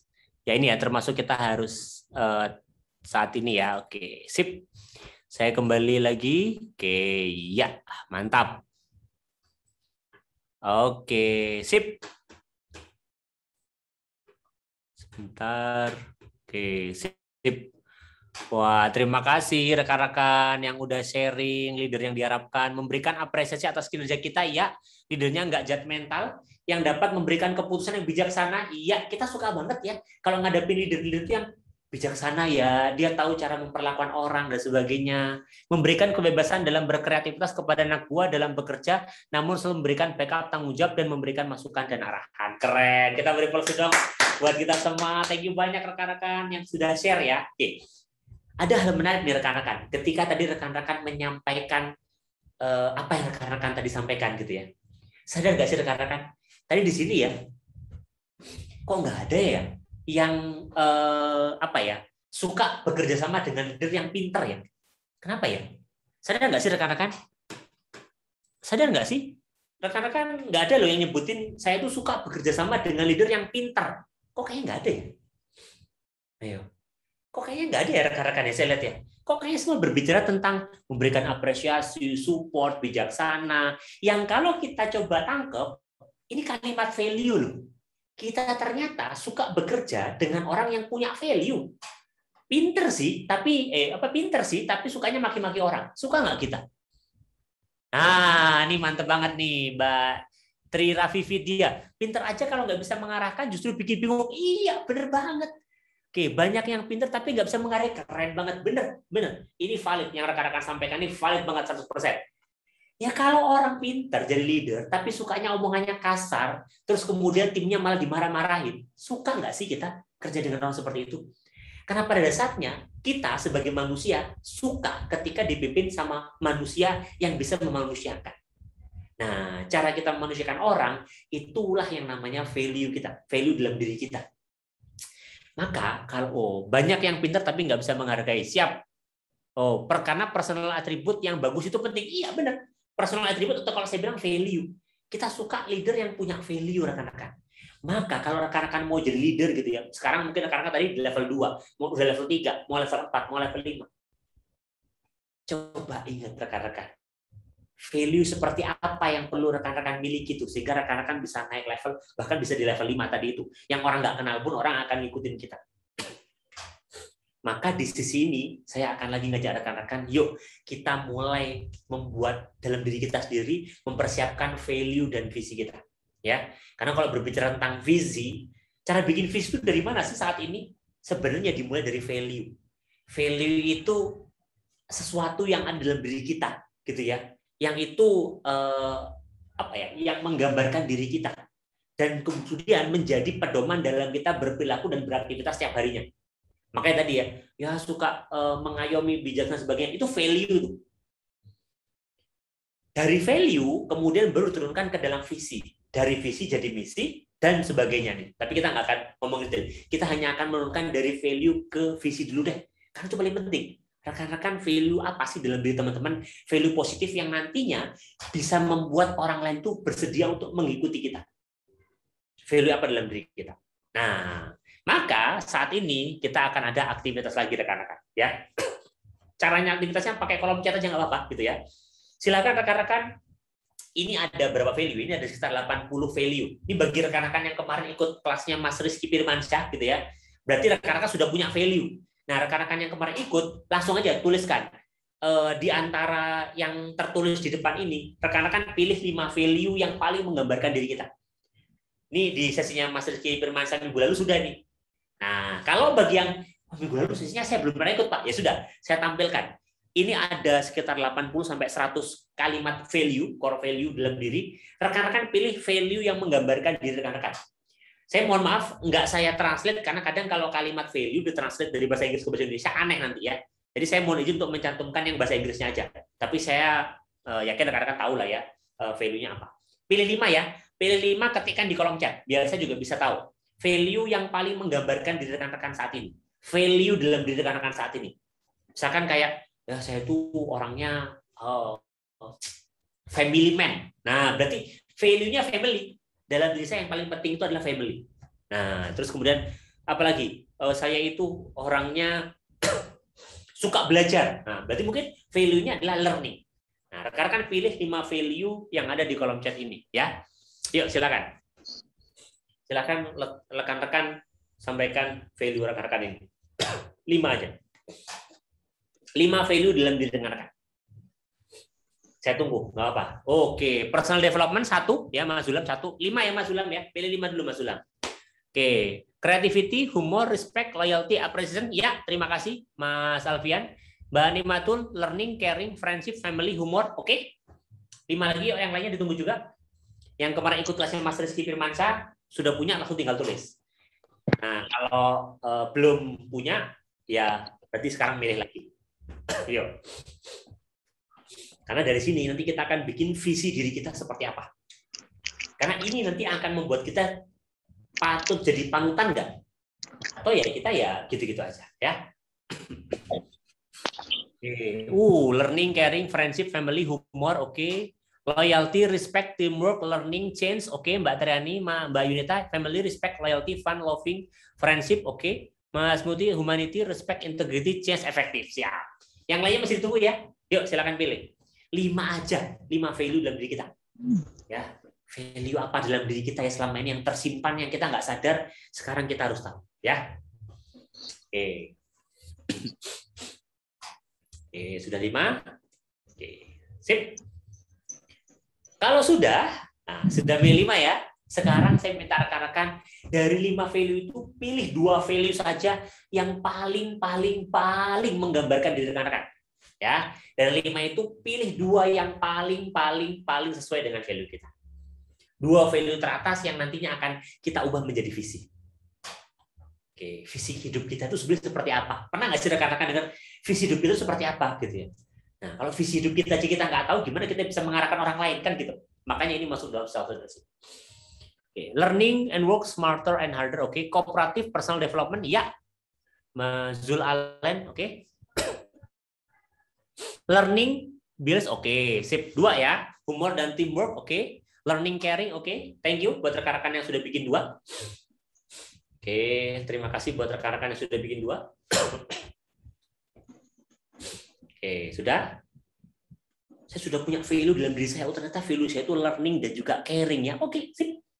Karena value ini akan menentukan nanti kita akan jadi seperti apa. Dan bahkan bagi rekan-rekan sekarang yang galau karir, value ini itu bisa menjadi gambaran, bisa menjadi arahan teman-teman nanti berkarir seperti apa gitu. Sip, sudah? Kalau sudah, terus value ini saya apain, Pak? Kita akan ubah kalimat value itu menjadi visi dengan menggunakan namanya vision canvas.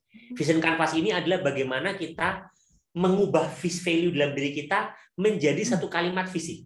Jadi kalau selama ini tanya, Pak, cara bikin visi misi itu gimana sih? Mulai dari value. Nah, caranya nanti silakan Mas Aziz tolong vision canvas ini dipotong aja PowerPoint-nya terus dikirimkan aja berupa PowerPoint hanya kanvasnya ini ke rekan-rekan ya, yang kosong. Nah, di belakangnya kan yang kosong, ditaruh di kolom chat. Jadi bagi rekan-rekan yang mau ngisi langsung di kanvasnya, bisa lewat nanti PPT. Kita langsung praktekin ya. Jadi silakan nanti format PPT-nya yang hanya kanvas ini dikirimkan ke rekan-rekan, biar rekan-rekan langsung ngisi di kolomnya ya. Saya mau ngasih dulu contohnya. Nanti selain rekan-rekan praktek ya. Cara membuat kalimat visi. Ya, real gitu. Oke, saya secara pribadi rekan-rekan gitu ya, saya memiliki 2 value. Learning dan juga leadership. Ini yang 2 kata yang menurut saya itu mengubah kehidupan saya, dan ini saya banget gitu kalau berbicara learning dan leadership, karena saya suka dengan 2 topik ini. Oke. Nah, terus kita menentukan apa? Oke, saya punya value learning dan saya punya value leadership. Apa yang bisa saya lakukan ya? Nah, saya punya 2 value, learning dan leadership. Apa yang bisa saya lakukan ya? Contoh, yang saya bisa lakukan dengan nilai hidup saya atau value hidup saya adalah saya bisa menjadi platform pengembangan kapasitas kepemimpinan individu di organisasi. Tuh, jadi what-nya itu bisa menjadi individu yang bisa membantu mengembangkan kapasitas kepemimpinan. Setelah what, to whom. To whom itu untuk siapa? Oh, saya sini nulisnya untuk pemimpin muda di Indonesia, untuk membantu generasi muda kita meningkatkan kapasitas kepemimpinannya. Umumnya di situ. Berarti diisi yang di kotak kedua. Ini yang yang tulisannya di warna merah gitu ya. Terus how? Caranya piye? Gimana caranya gitu ya. Nah, oke. Caranya adalah dengan cara saya selalu menyediakan program yang terstruktur dan berdampak. Jadi gimana caranya saya bikin program yang terstruktur dan berdampak. Nah, why-nya adalah kenapa? Untuk Indonesia yang lebih baik dan berkarakter di masa depan. Sehingga kalau kemudian saya mohon izin, saya rubah menjadi kalimat visi, nantinya akan jadi seperti ini rekan-rekan. Saya izin ya. Saya izin untuk off kamera dulu sebentar untuk mengisikan di layar. Oke. Nanti jadinya akan seperti ini. So berarti apa yang akan kita lakukan? Kita membuat kalimat visi. Saya tuliskan di bawah ya. Menjadi bentar. Di platform pengembangan kapasitas kepemimpinan para pemimpin muda di Indonesia untuk dengan cara menyediakan melalui penyediaan program terstruktur dan berdampak untuk Indonesia yang lebih baik dan berkarakter di masa depan. Oke. Maka dari value kita tadi kita sudah bisa punya yang namanya visi. Dan ini kalau rekan-rekan lihat visinya ini selaras dengan jadi pemimpin akhirnya ya. Makanya akhirnya saya membuat yang namanya platform jadi pemimpin ya. Oke, sip. Kalau rekan-rekan lihat contohnya seperti itu rekan-rekan. Jadi kalau misalkan bikin visi itu gimana sih? Seperti yang rekan-rekan lihat saat ini. Saya punya value 2, learning dan juga leadership. Kemudian saya rubah itu what-nya menjadi platform pengembangan kapasitas kepemimpinan di para pemimpin di Indonesia melalui penyediaan program terstruktur dan berdampak untuk Indonesia yang lebih baik dan berkarakter di masa depan ya. Jadi silakan rekan-rekan dicontoh gitu ya. Kalau mau dipraktekkan silakan ketikkan di kolom chat biar saya tahu. Value-nya 2 tadi kan sudah ya. Nah, what-nya apa, to whom-nya, how-nya apa, sama why-nya apa, digabung jadi satu kalimat visi. Ya, silakan nanti kalau sudah kalimat visinya rekan-rekan tuliskan aja di kolom chat. Biar saya juga tahu apa sih visi rekan-rekan. Apa sih visi rekan-rekan yang rekan-rekan miliki saat ini gitu ya. Di tempat kerja saat ini, di organisasi saat ini seperti apa. Oke, silakan. Silakan rekan-rekan kemudian buat visi pribadi berdasarkan value yang sudah dipilih. Saya tunggu 2 menit. Kanvasnya saya contohnya ada di depan ya. Silakan rekan-rekan bikin. Dari value yang rekan-rekan miliki rubah menjadi visi. Gimana tuh caranya menjadi visi? Oke.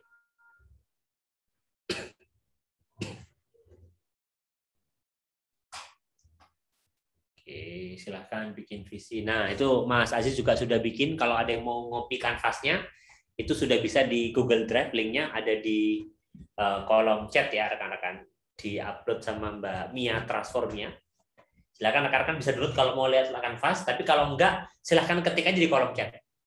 Dari value itu rekan-rekan rubah menjadi visi. Silakan ketik di kolom chat. Saya tunggu.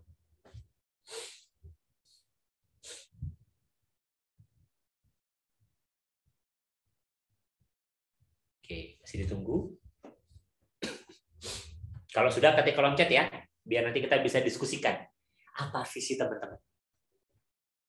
Loh, memang setelah saya punya visi, apa yang perlu dilakukan? Tunggu dulu. Rekan-rekan bikin aja visi dulu. Rekan-rekan bikin aja visi dulu. Oke, ingat ya, dari 2 value yang rekan-rekan pilih, ubah menjadi visi. Ini isinya payment Gojek maksudnya. Oh, salah kayaknya linknya Mas Aziz. Kayaknya salah link. Ini payment Gojek, Mas Aziz. Linknya salah kali. Isinya payment Gojek tuh. Salah link kayaknya. Anu aja langsung diketik di kolom chatnya aja, di send file di kolom chat Zoom-nya aja. Nggak usah pakai link Google Drive. Yo, ditunggu rekan-rekan.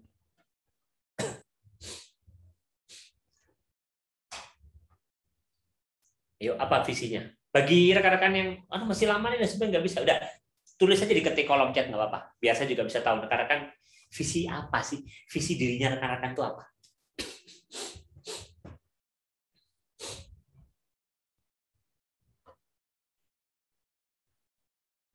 Oke, masih ditunggu rekan-rekan. Dari value itu rekan-rekan rubah menjadi visi ya. What-nya apa, to whom-nya apa, how-nya apa, why-nya apa. Kalau sudah semua digabung menjadi kalimat visi. Jadi kalau saya rekan-rekan penasaran, kok ini bisa ada visi misi perusahaan? Mulai dari mana? Ya begini kayak gini rekan-rekan. Mulai dari value, kemudian what, to whom, how, sama why-nya akan menjadi kalimat visi. Nah, visi ini yang kemudian akan menjadi visi diri kita. Oh, itu linknya ya. Oke, ini sekarang udah benar linknya ya. Boleh, silakan bagi yang mau download.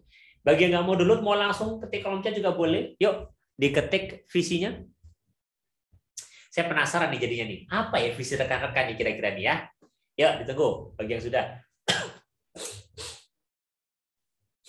Ditunggu visinya. Ketik kolom chat boleh. Ada yang mau share visinya? Atau ngomong langsung juga boleh. Unmute, ngomong langsung. Oke, keren nih Mas Muhammad Topan. Menjadi pekerja yang berintegritas tinggi dan juga mampu mengembangkan pengetahuan dan diri sendiri. Caranya gimana, Pak? Nah, ini berarti value-nya integritas dan juga learning ya kayaknya ya. Kalau saya lihat nih value-nya dari integritas dan learning. Oke. Oke, dan juga mampu mengembangkan pengetahuan diri sendiri. Jadi continuous learning nih value-nya kalau saya tangkap ya. Oke, thank you Mas Topan. Oke.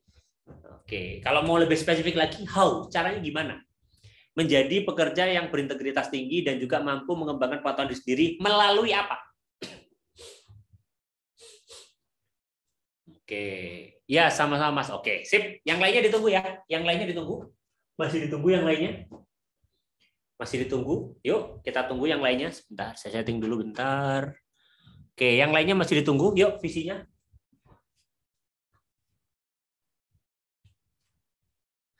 Yuk, ditunggu yang lainnya.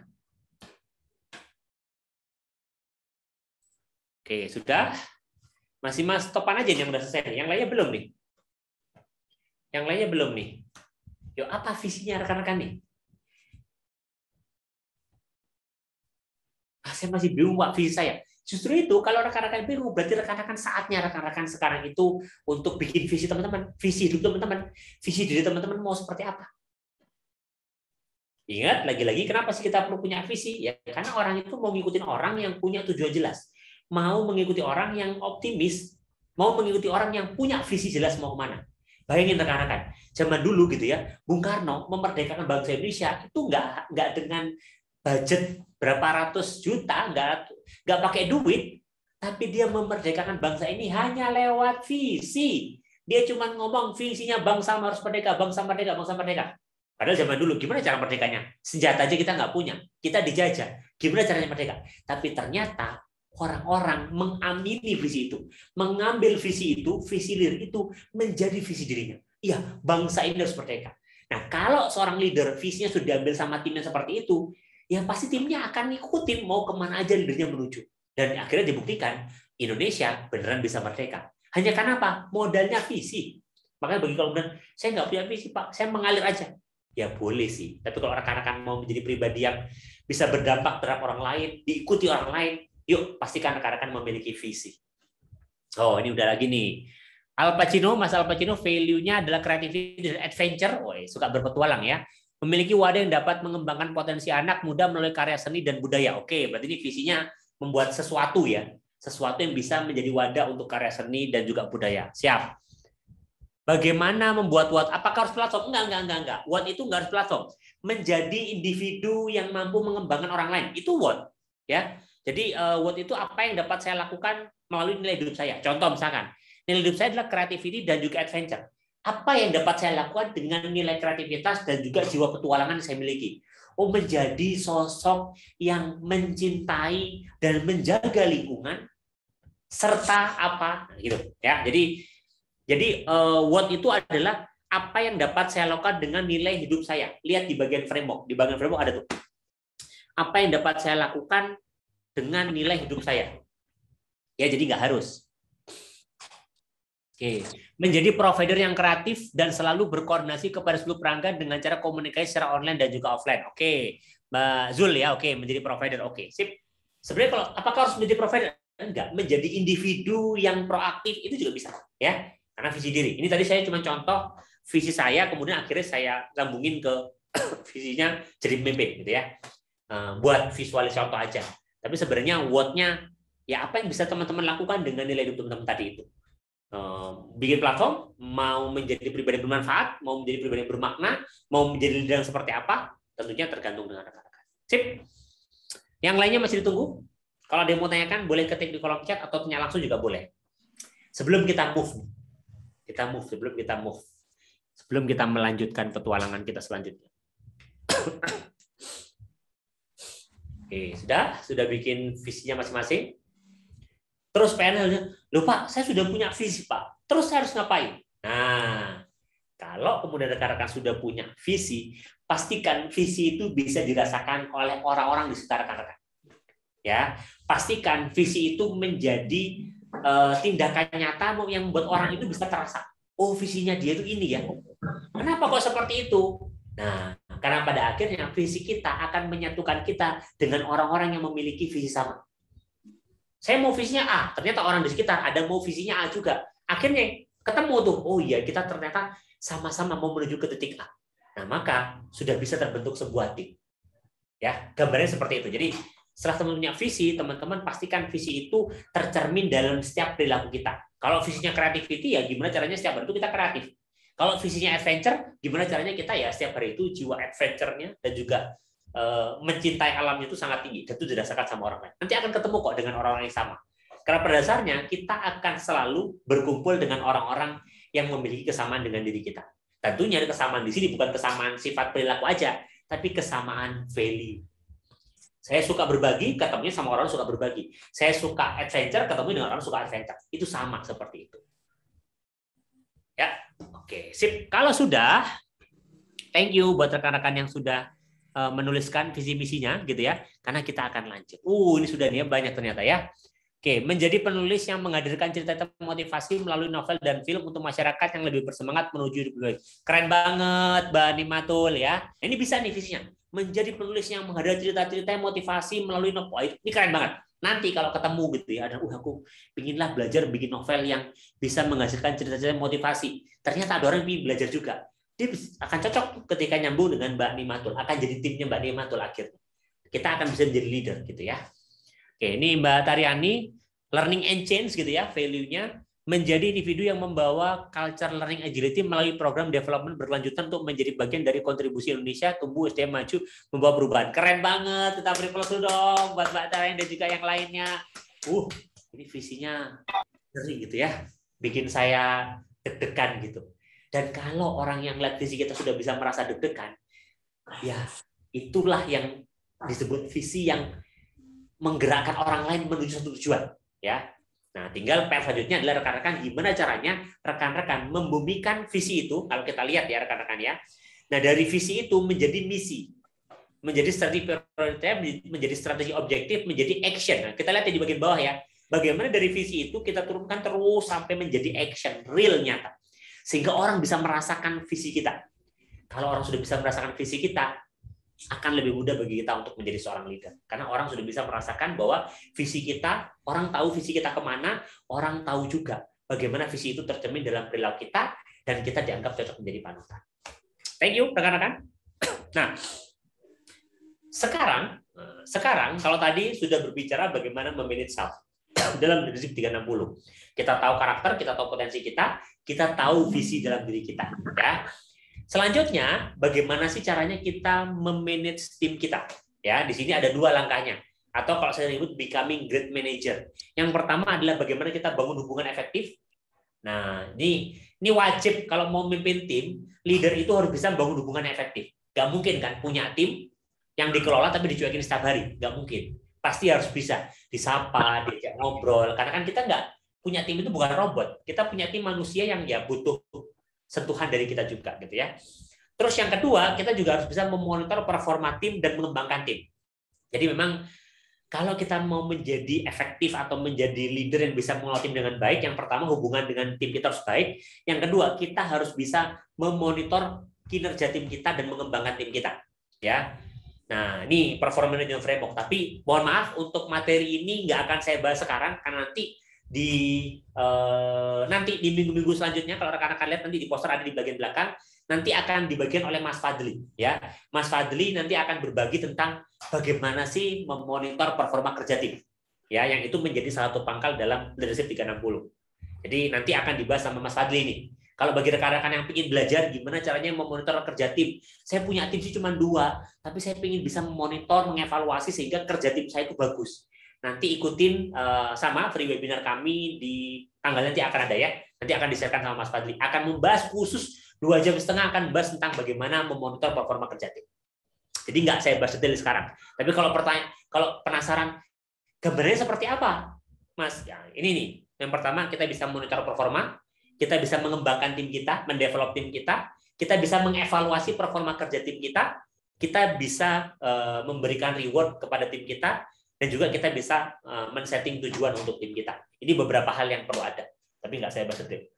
Nah, ada lagi, tadi sudah belajar memanage self ya, dalam 360 itu manage self dulu, setelah itu kemudian kita memanage tim, ya, yang akan dibahas nanti. Setelah itu, kita juga harus bisa memanage peer. Hubungan baik kita dengan rekan kerja itu juga harus berjalan sebenarnya. Nggak mungkin menjadi leader tapi tengkar terus sama rekan kerja setiap hari.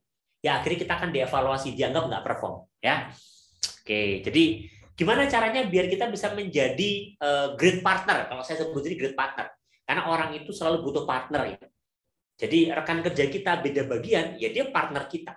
Nah, gimana caranya kita mempengaruhi dia dengan menjadi partner yang baik? Contoh paling gampang, ya. Kalau saya ambil contoh rekan-rekan.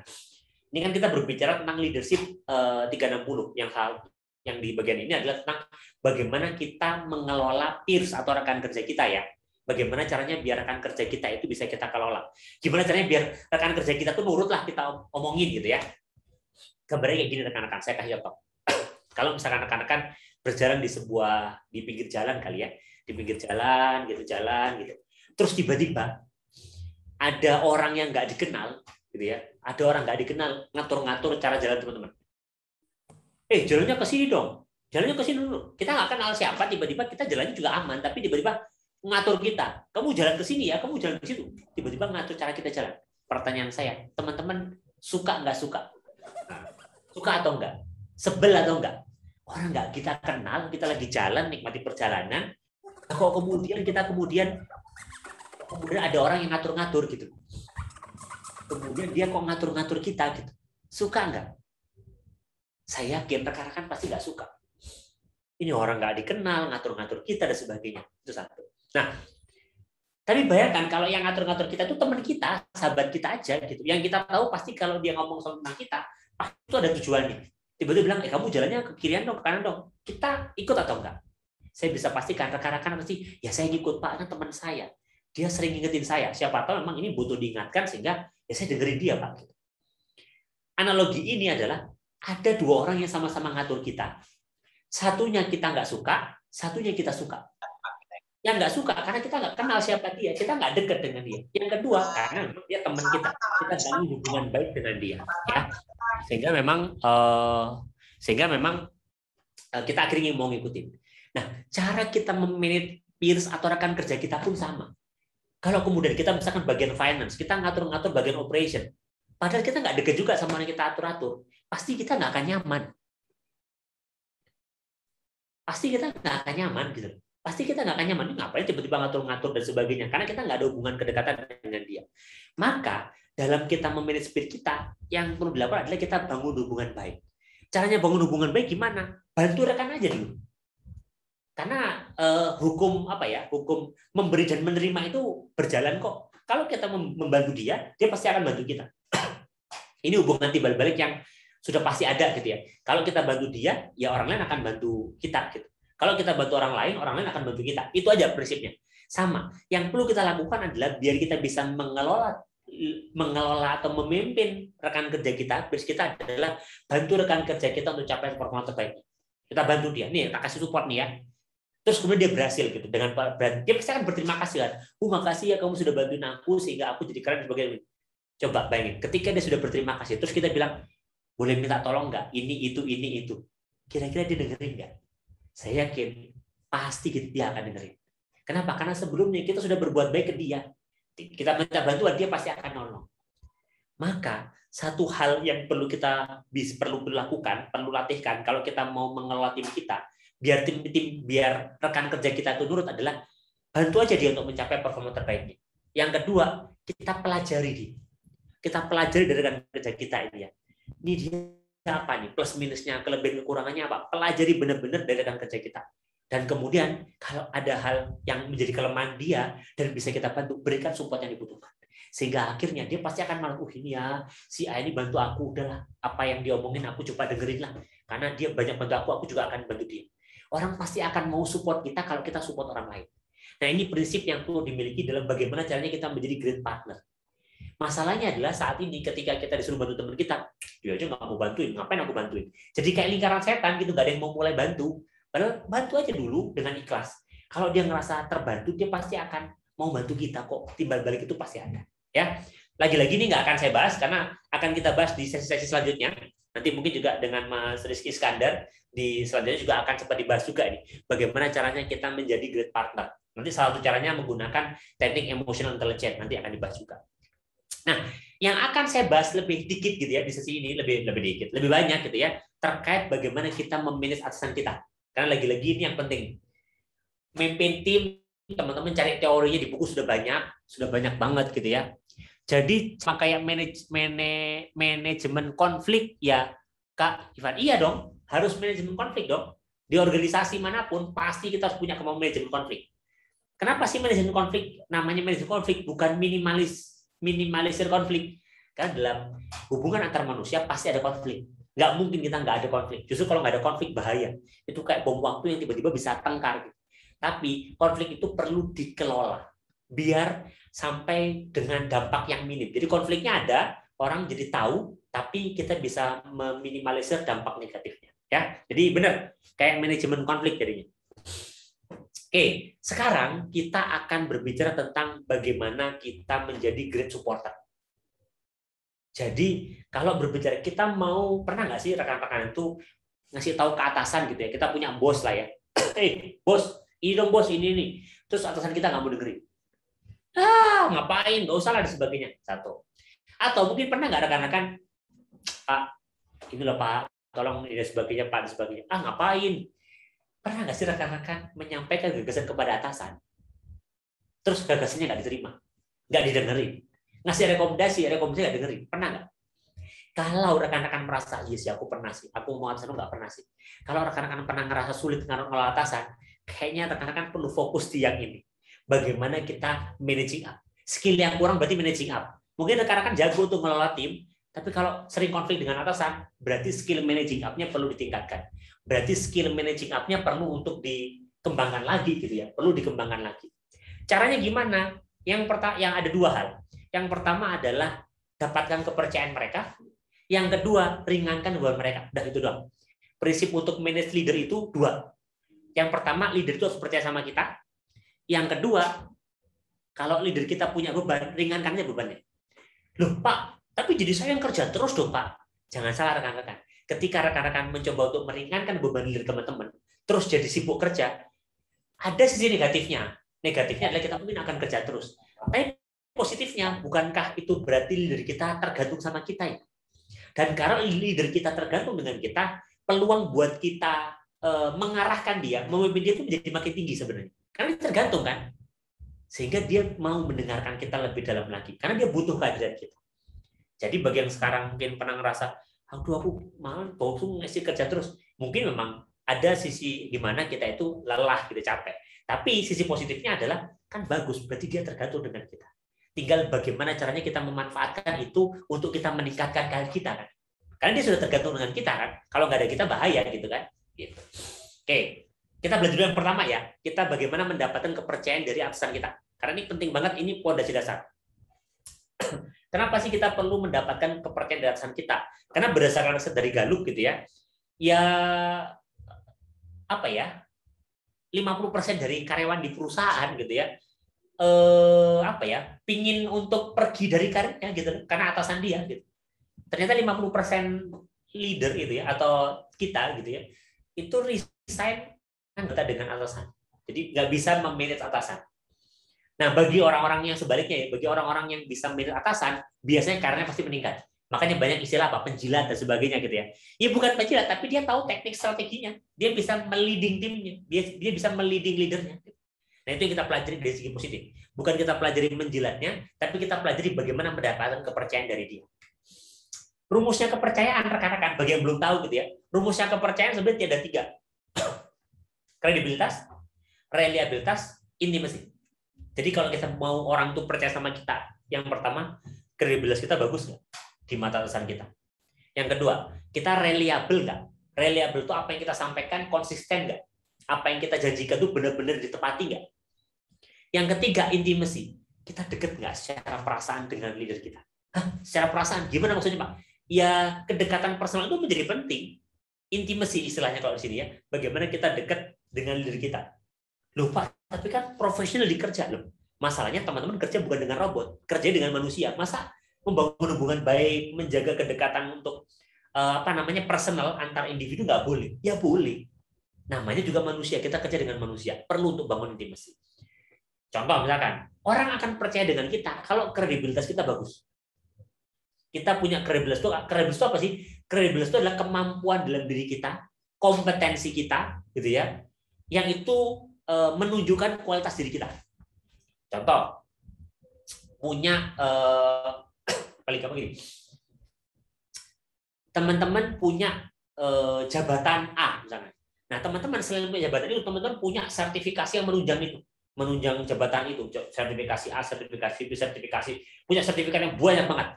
Sehingga teman-teman dianggap orang memang benar-benar punya kredibilitas, terpercaya lah. Kalau si A itu pasti udah keren lah, dia kemampuannya teruji, kerjanya pun bagus. Nah, itu kredibilitas.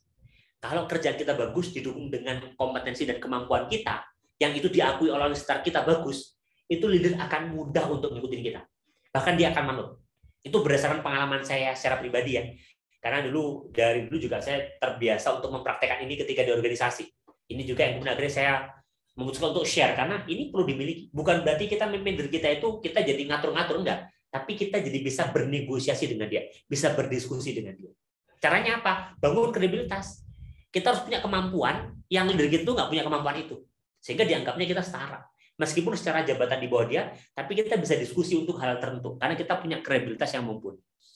Selain kredibilitas, reliabilitasnya juga harus bagus. Ketika kita janji satu, ditepati nggak? Kalau misalkan saya janji Pak ya, saya akan selesaikan tugas itu jam 5, terus besoknya jam 6 baru selesai. Besoknya jam 7 lagi selesai. Wah, ini yang diomongin nggak sesuai dengan yang kenyataannya.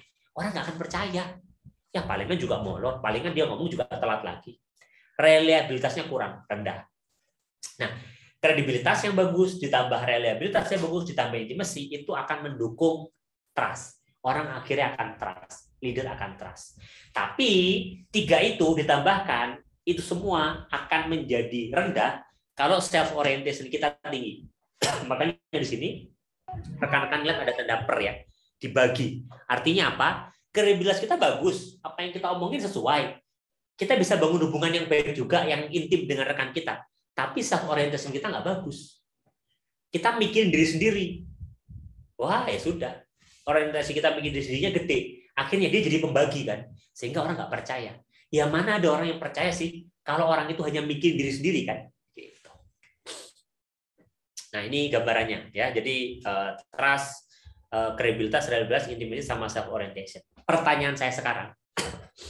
Sekarang saya mau minta rekan-rekan nanti ketika di kolom chat lagi ya rekan-rekannya.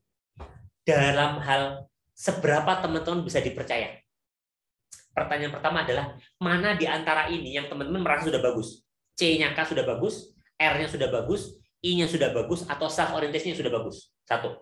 Mana yang sudah bagus? Yang kedua, di antara kredibilitas, reliabilitas, intimacy, self orientation, mana yang rekan-rekan merasa sekarang masih perlu dikembangkan? Masih rendah nih dalam diri saya. Sehingga perlu saya kembangkan sehingga orang atau leader saya itu percaya dengan saya. Ya. Silakan ketikkan di kolom chat rekan-rekan. Yang mana yang paling rendah? Yang paling rendah kredibilitas. Oke. Yang paling tinggi self orientation. Oh ya udah, tuliskan aja ya. Silakan ketik di kolom chat. Kita assess diri kita dulu sendiri. Dalam hal teman-teman bisa dipercaya oleh atasan teman-teman masing-masing, teman-teman itu ada di level yang mana? Kredibilitasnya rendah, reliabilitas rendah, intimasi rendah, atau self orientasinya rendah. Yuk, silakan. Intimasi oke. Okay. Oh, self orientasinya boleh dijelasin Kak? Lagi enggak? Oke. Okay. Self orientation itu orientasi diri. Misalkan self orientation diri yang tinggi berarti kita hanya mikirin diri sendiri. Kan kita pernah kan di organisasi ketika kita kerja, kita tuh ketemu orang yang mikirin diri sendiri terus ini ya. Nah, kalau kita ketemu orang yang kerjanya di kantor mikirin diri sendirinya gede gitu ya, individualistis, itu berarti self orientasinya tinggi. Tapi kalau kita ngeliat orang di organisasi yang orang ini rela berkorban ya, kerjanya itu bantuin orang lain, terus orang ini support banget ya ke temannya, berarti self orientasinya rendah. Karena ketika dia bekerja, dia nggak hanya mikirin diri kepentingan diri sendiri, tapi dia juga mikirin orang lain di sekitarnya. Ya, yuk ketikkan. Ini Mas Rizky Iskandar, intimasinya apa nih Mas? Yang rendah atau yang tinggi nih? Nah, silakan ketik ya. Yang paling rendah menurut teman-teman dalam diri teman-teman yang mana? Yang paling rendah, yang paling tinggi yang mana? Yuk, silakan ketik di kolom chat. Boleh. Silakan ketik di kolom chat. Di antara kredibilitas, reliabilitas, intimasi, sama self orientation, mana yang paling rendah dan mana yang paling tinggi? Oke, Mas Henry paling rendah intimasi, paling tinggi reliability. Oke, siap. Paling rendah intimasi ya, oke. Paling tinggi reliability. Oke. Kalau masih kurang di dalam bidang termasuk kredibilitasnya kurang ya Kak? Iya benar. Kalau saya di bagian finance, tapi kemampuan accounting saya, keuangan saya tuh nggak bagus tuh untuk bikin laporan keuangan dan sebagainya gitu ya. Ngurusin keuangannya nggak oke. Berarti kredibilitasnya masih rendah.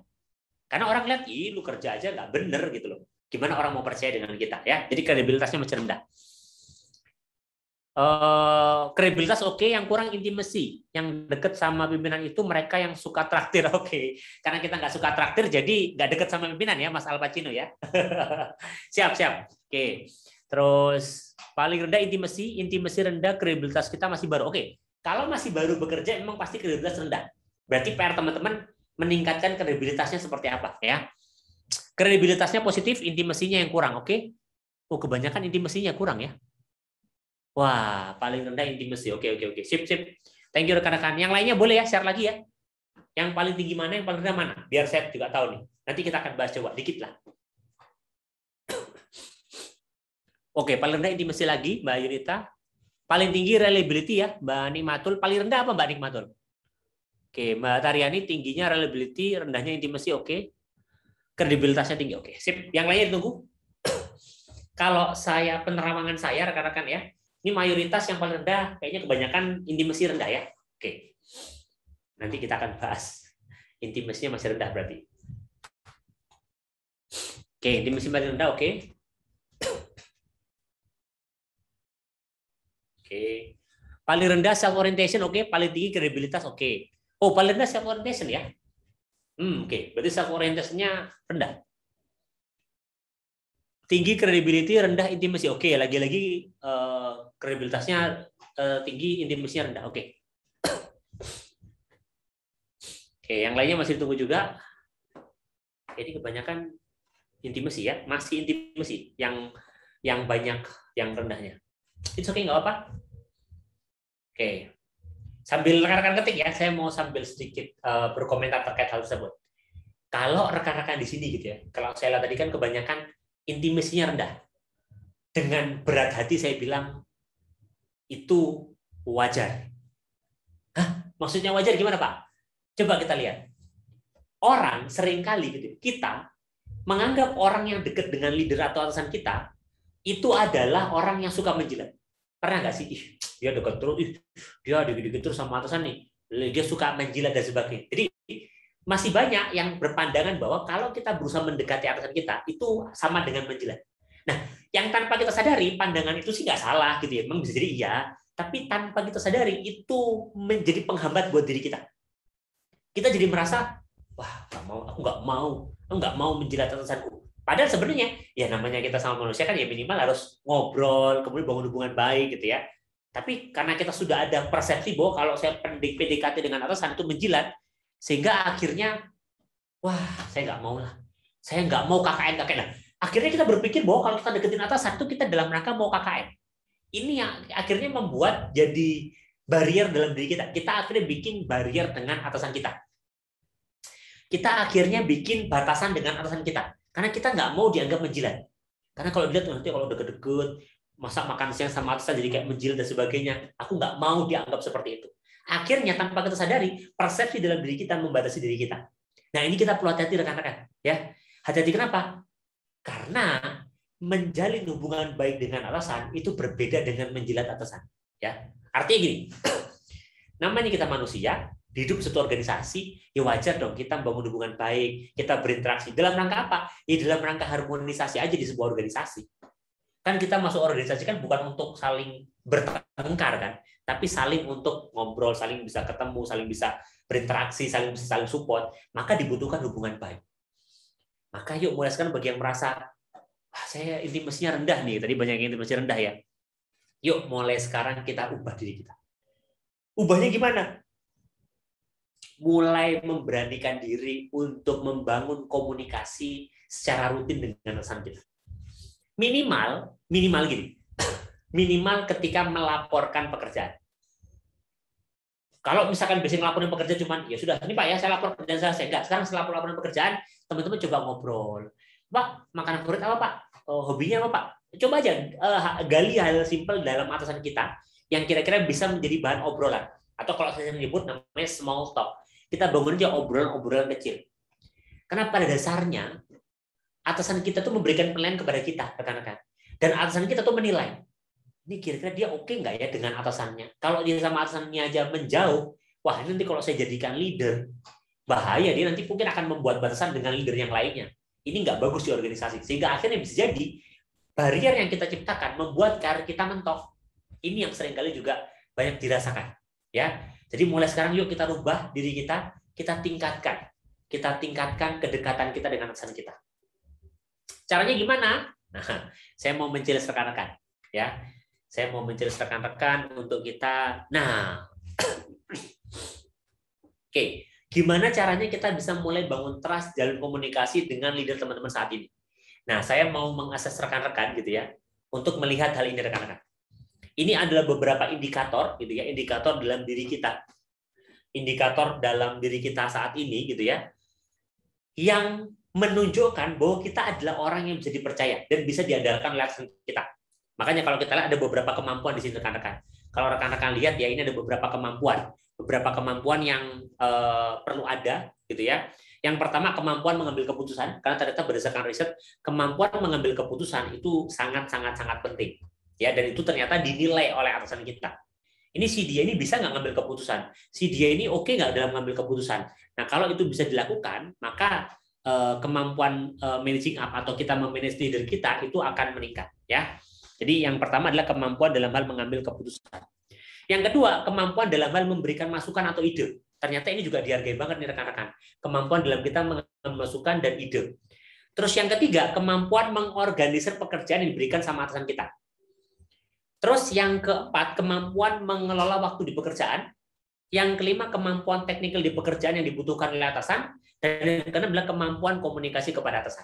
Ya, apa yang saya minta untuk rekan-rekan lakukan saat lagi? Rekan-rekan silahkan assess diri teman-teman.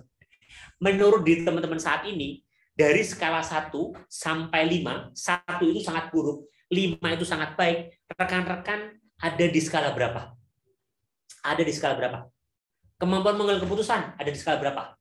Kemampuan memberikan masukan ada di skala berapa? Silakan dari skala 1 sampai skala 5.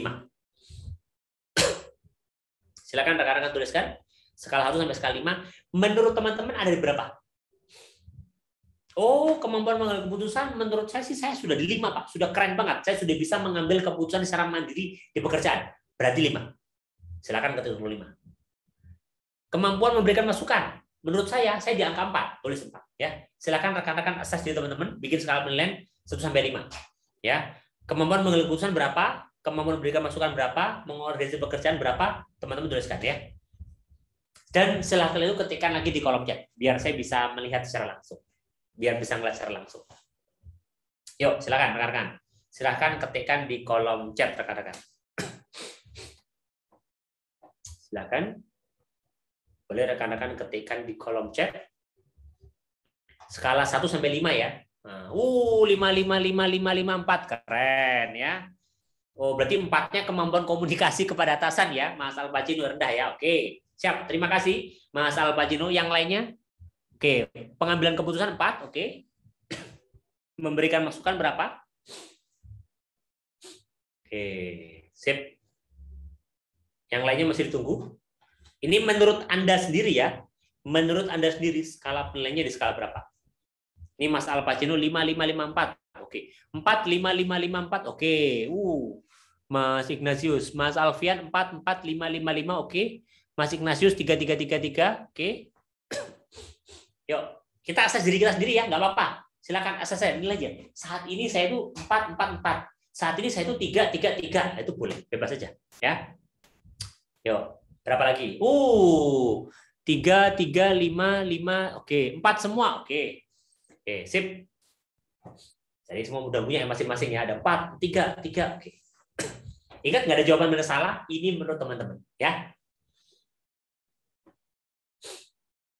Oke. Sip. Nih Mas Heri mengambil keputusan 1. Mengambil keputusan masih 1, oke. Kemampuan memberikan masukan 2, kemampuan organisasi 1, pengolahan waktu 1, komunikasinya 1, oke. Oke, 444, Mas Septian Suryo 3444, oke. 4444, 344, oke. Sip. Thank you rekan-rekan. Kita beri tepuk tangan buat rekan-rekan, keren banget. Thank you buat rekan-rekan atas kesediaannya dalam melakukan assessment terhadap diri sendiri gitu ya. Dalam menilai diri sendiri. Nah, thank you banyak buat rekan-rekan yang sudah memberikan masukan.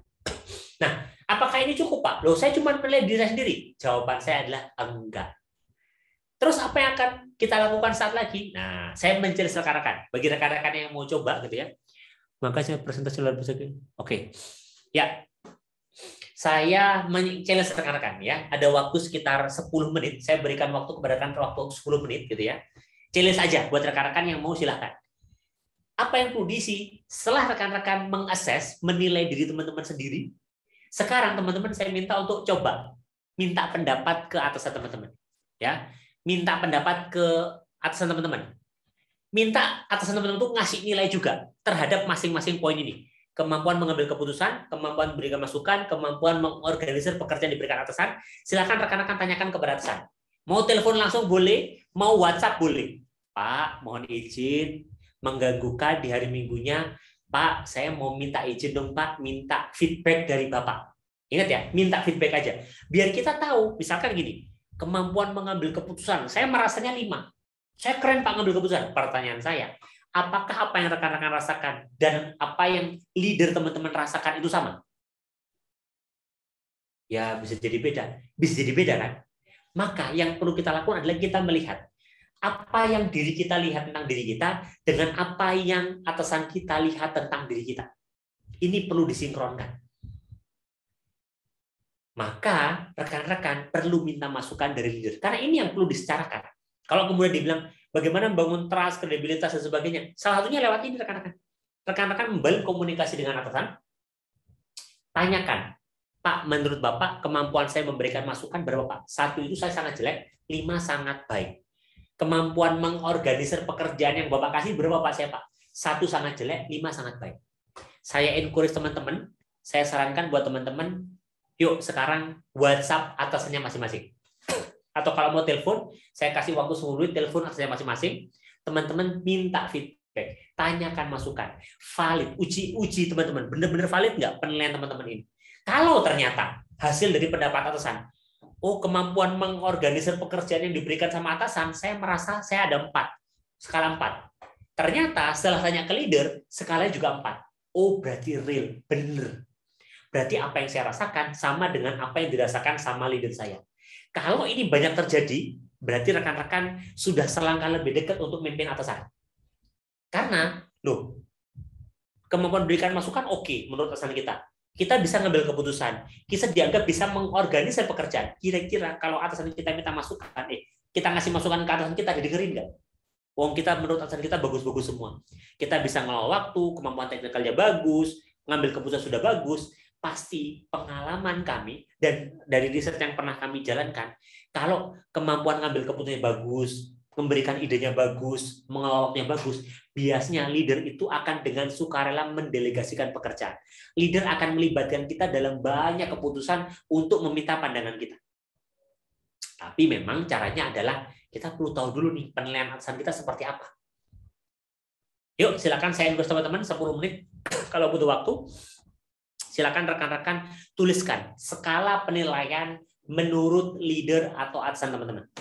Ketikanya di kolom chat, Pak, selamat sore. Kalau misalkan jawabannya nggak dibalas-balas, jawabannya besok nggak apa. Minimal sore ini rekan-rekan ngechat dulu ke atasan.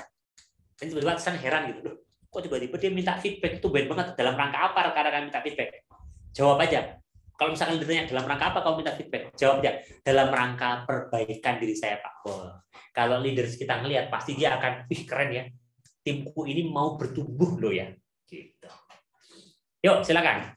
Ya, jadi rekan-rekan silakan dari rekan-rekan skala penilaian teman-teman dan diselaraskan dengan skala penilaian menurut atasan. Kira-kira ada di skala berapa? Kalau ada yang mau tanya silakan. Boleh? Videonya dia. Boleh, kalau ada yang mau tanya boleh. Kalau ada yang mau tanyakan boleh. Oke. Ada nggak yang mau ditanyakan? Yuk. Boleh ya, PR. Silakan teman-teman buat PR juga nggak apa-apa. Tanyakan, minta masukan ke atasan teman-teman. Loh Pak, ini harus nggak sih dalam managing up? Loh iya. Karena dalam managing up, itu bukannya berbicara tentang kita keren. Tapi bener nggak kekerenan kita itu diamini sama atasan kita? Kalau ternyata kita selama ini ngerasa keren, tapi atasan kita bilang, ah kamu mah nol besar ngomong doang. Ya kita nggak akan bisa. Kita mau jumpalitan, berusaha mimpin atasan kita. Dia nggak akan dengerin. Kenapa? Karena menurut atasan kita itu mah nggak sesuai dengan yang diharapkan. Ngambil keputusan nggak bisa, dikasih pekerjaan nggak beres, ngelola waktu nggak bisa, kerjaan teknisnya juga nggak beres. Lah, terus kalau semuanya nggak beres, nggak bener, ngapain leader kita dengerin omongan kita? Dan begitu juga sebaliknya.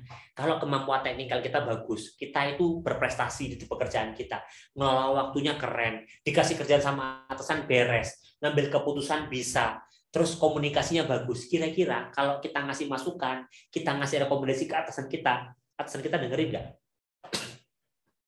Saya bisa pastikan 80% kita pasti akan dengarkan. Ya. Jadi silakan, ini PR buat rekan-rekan, silakan nanti dikerjakan ya. Skala penilaian asesmen menurut leader atau atasan kita itu berapa? Karena ini akan menentukan rekan-rekan. Teman-teman seperti apa. Dan tentunya ini akan menentukan rekan-rekan perlu berkembang yang seperti apa. Kalau kemudian dari sini gitu ya, oke. Kalau kemudian jenis kemampuan menurut atasan kita saat ini kurang, kira-kira rencana perbaikannya apa ke depannya? Kan ini perlu diperbaiki. Kalau kita mau memimpin atasan kita, 6-nya ini harus bagus. Ada satu aja yang nggak bagus.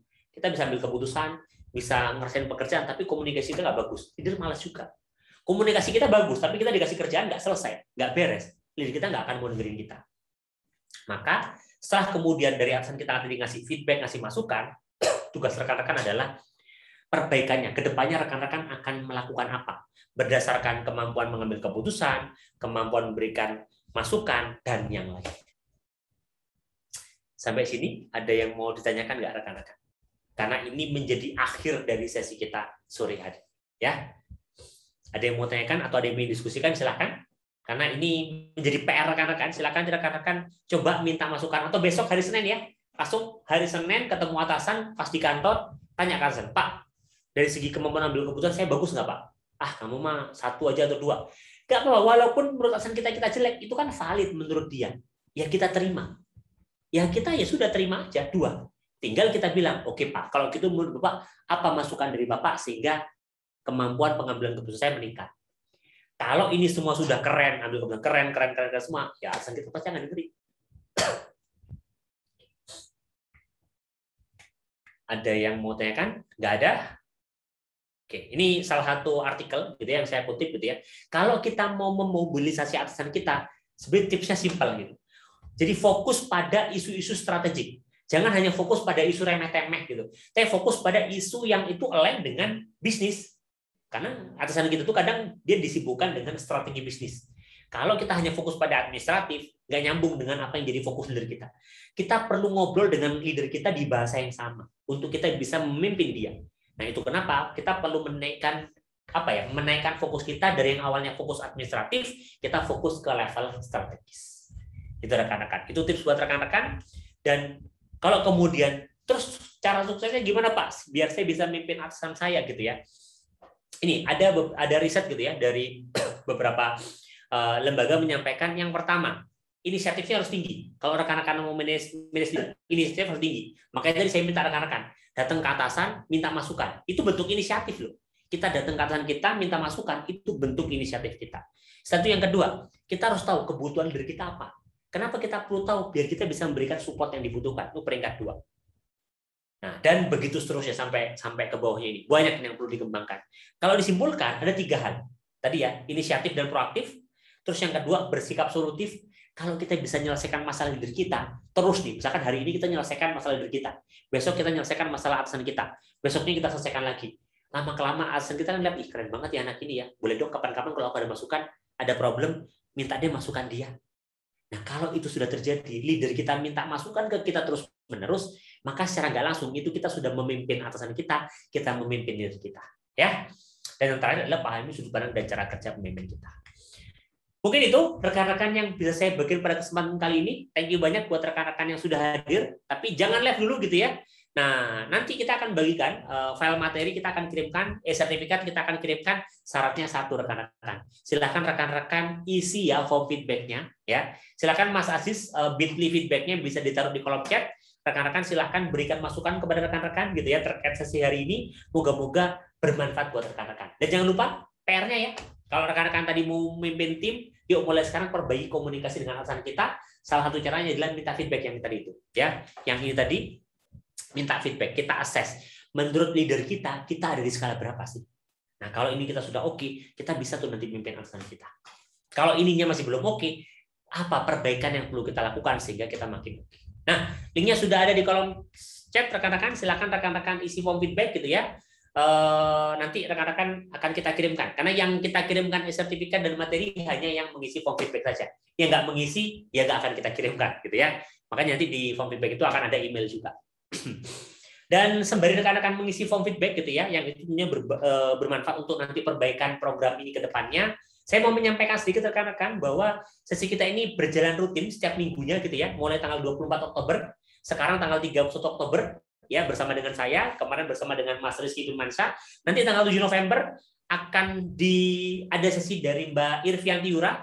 Mbak Riri akan ngomongin memimpin dengan bahagia. Wah, ternyata biar kita bisa memastikan tim kita produktif, itu kita perlu meningkatkan level happiness dalam diri kita. Ya, caranya gimana? Ya ikutin dong tanggal 7 November. Ya, bagi rekan-rekan yang ingin belajar terkait kecerdasan emosional, kaitannya dengan menjadi leader, gitu ya.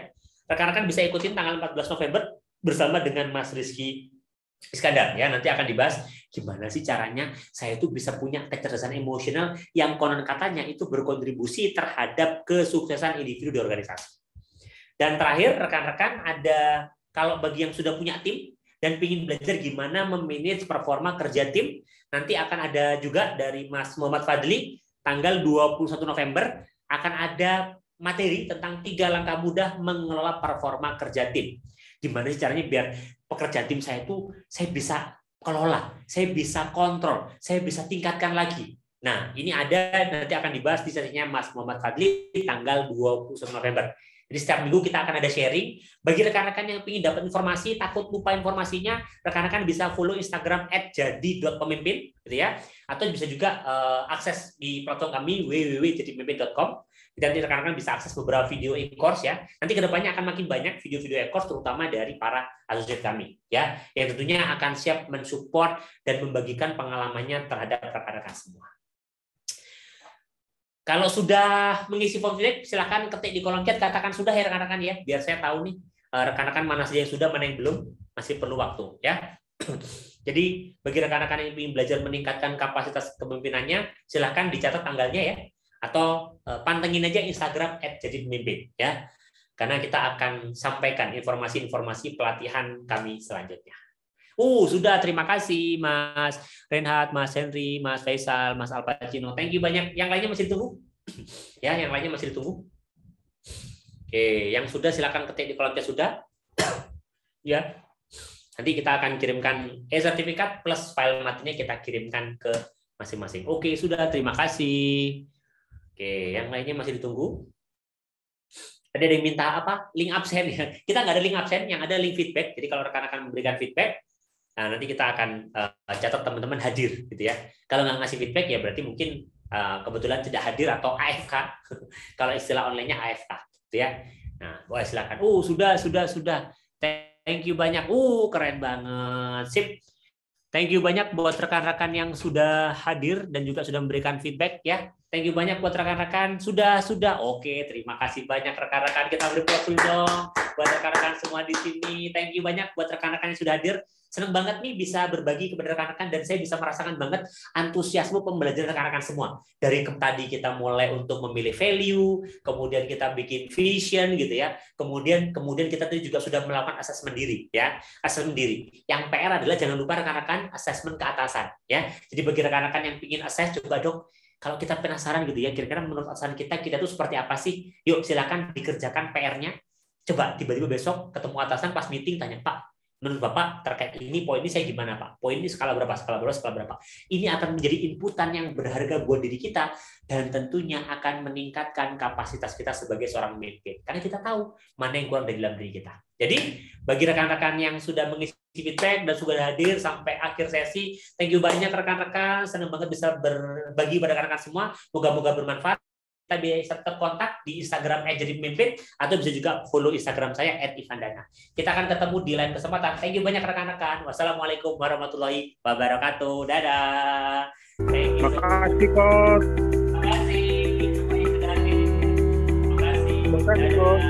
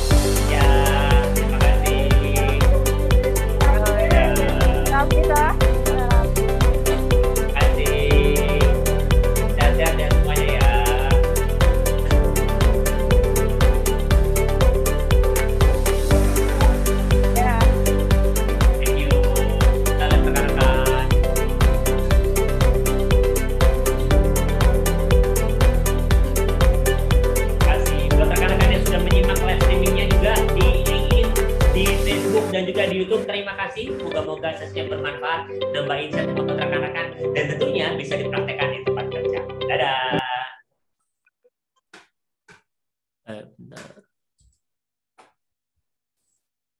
Mas Ivan.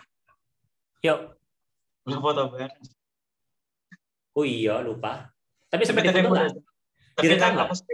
Tapi aku screenshot sih. Oh ya wes nggak apa, screenshot aja. Lupa. Sorry. Keren. Banyak Banyak apa? kalah ngejar link banget. lagi Ini loh. baru nyala jam 5-an. Kasih balik cabut. Halo. Thank you sudah hadir Mbak Riri, Mas Fadli, Bro Rizky, Abang Saska. Iya gitu. Ikut workshop luar biasa loh, Abang loh. Oh, kami Saskara. Abang lihat Mas Ipan ngajar ya? Thank you Aulia udah bantuin ngadmit ya lu ya. Keren. Nyoba Mbak Riri. Jadi saya tuh sempat bingung ya. Ini saya kalau berdiri saya nggak bisa aktivitas kayak biasanya gitu, nggak bisa pakai kanvas. Tapi saya mau nyoba berdiri. Jadi akhirnya kayak tadi pakai kolom chat. Iseng nyoba. Jadi tadi pakai kolom chat aja, Van? Iya, hanya kolom chat aja saya. Modal kolom chat. Saya berdiri gini. Masa saya mau pakai kanvas gimana caranya? Laptop jauh. Terserah. Laptop jauh dari saya. Saya bolak-balik gini aneh. Kalau bisa pakai itu, pointer nggak bisa dipakai, Van? Oh, saya pakai pointer. Pakai pointer saya. Oh. Tadi jalan.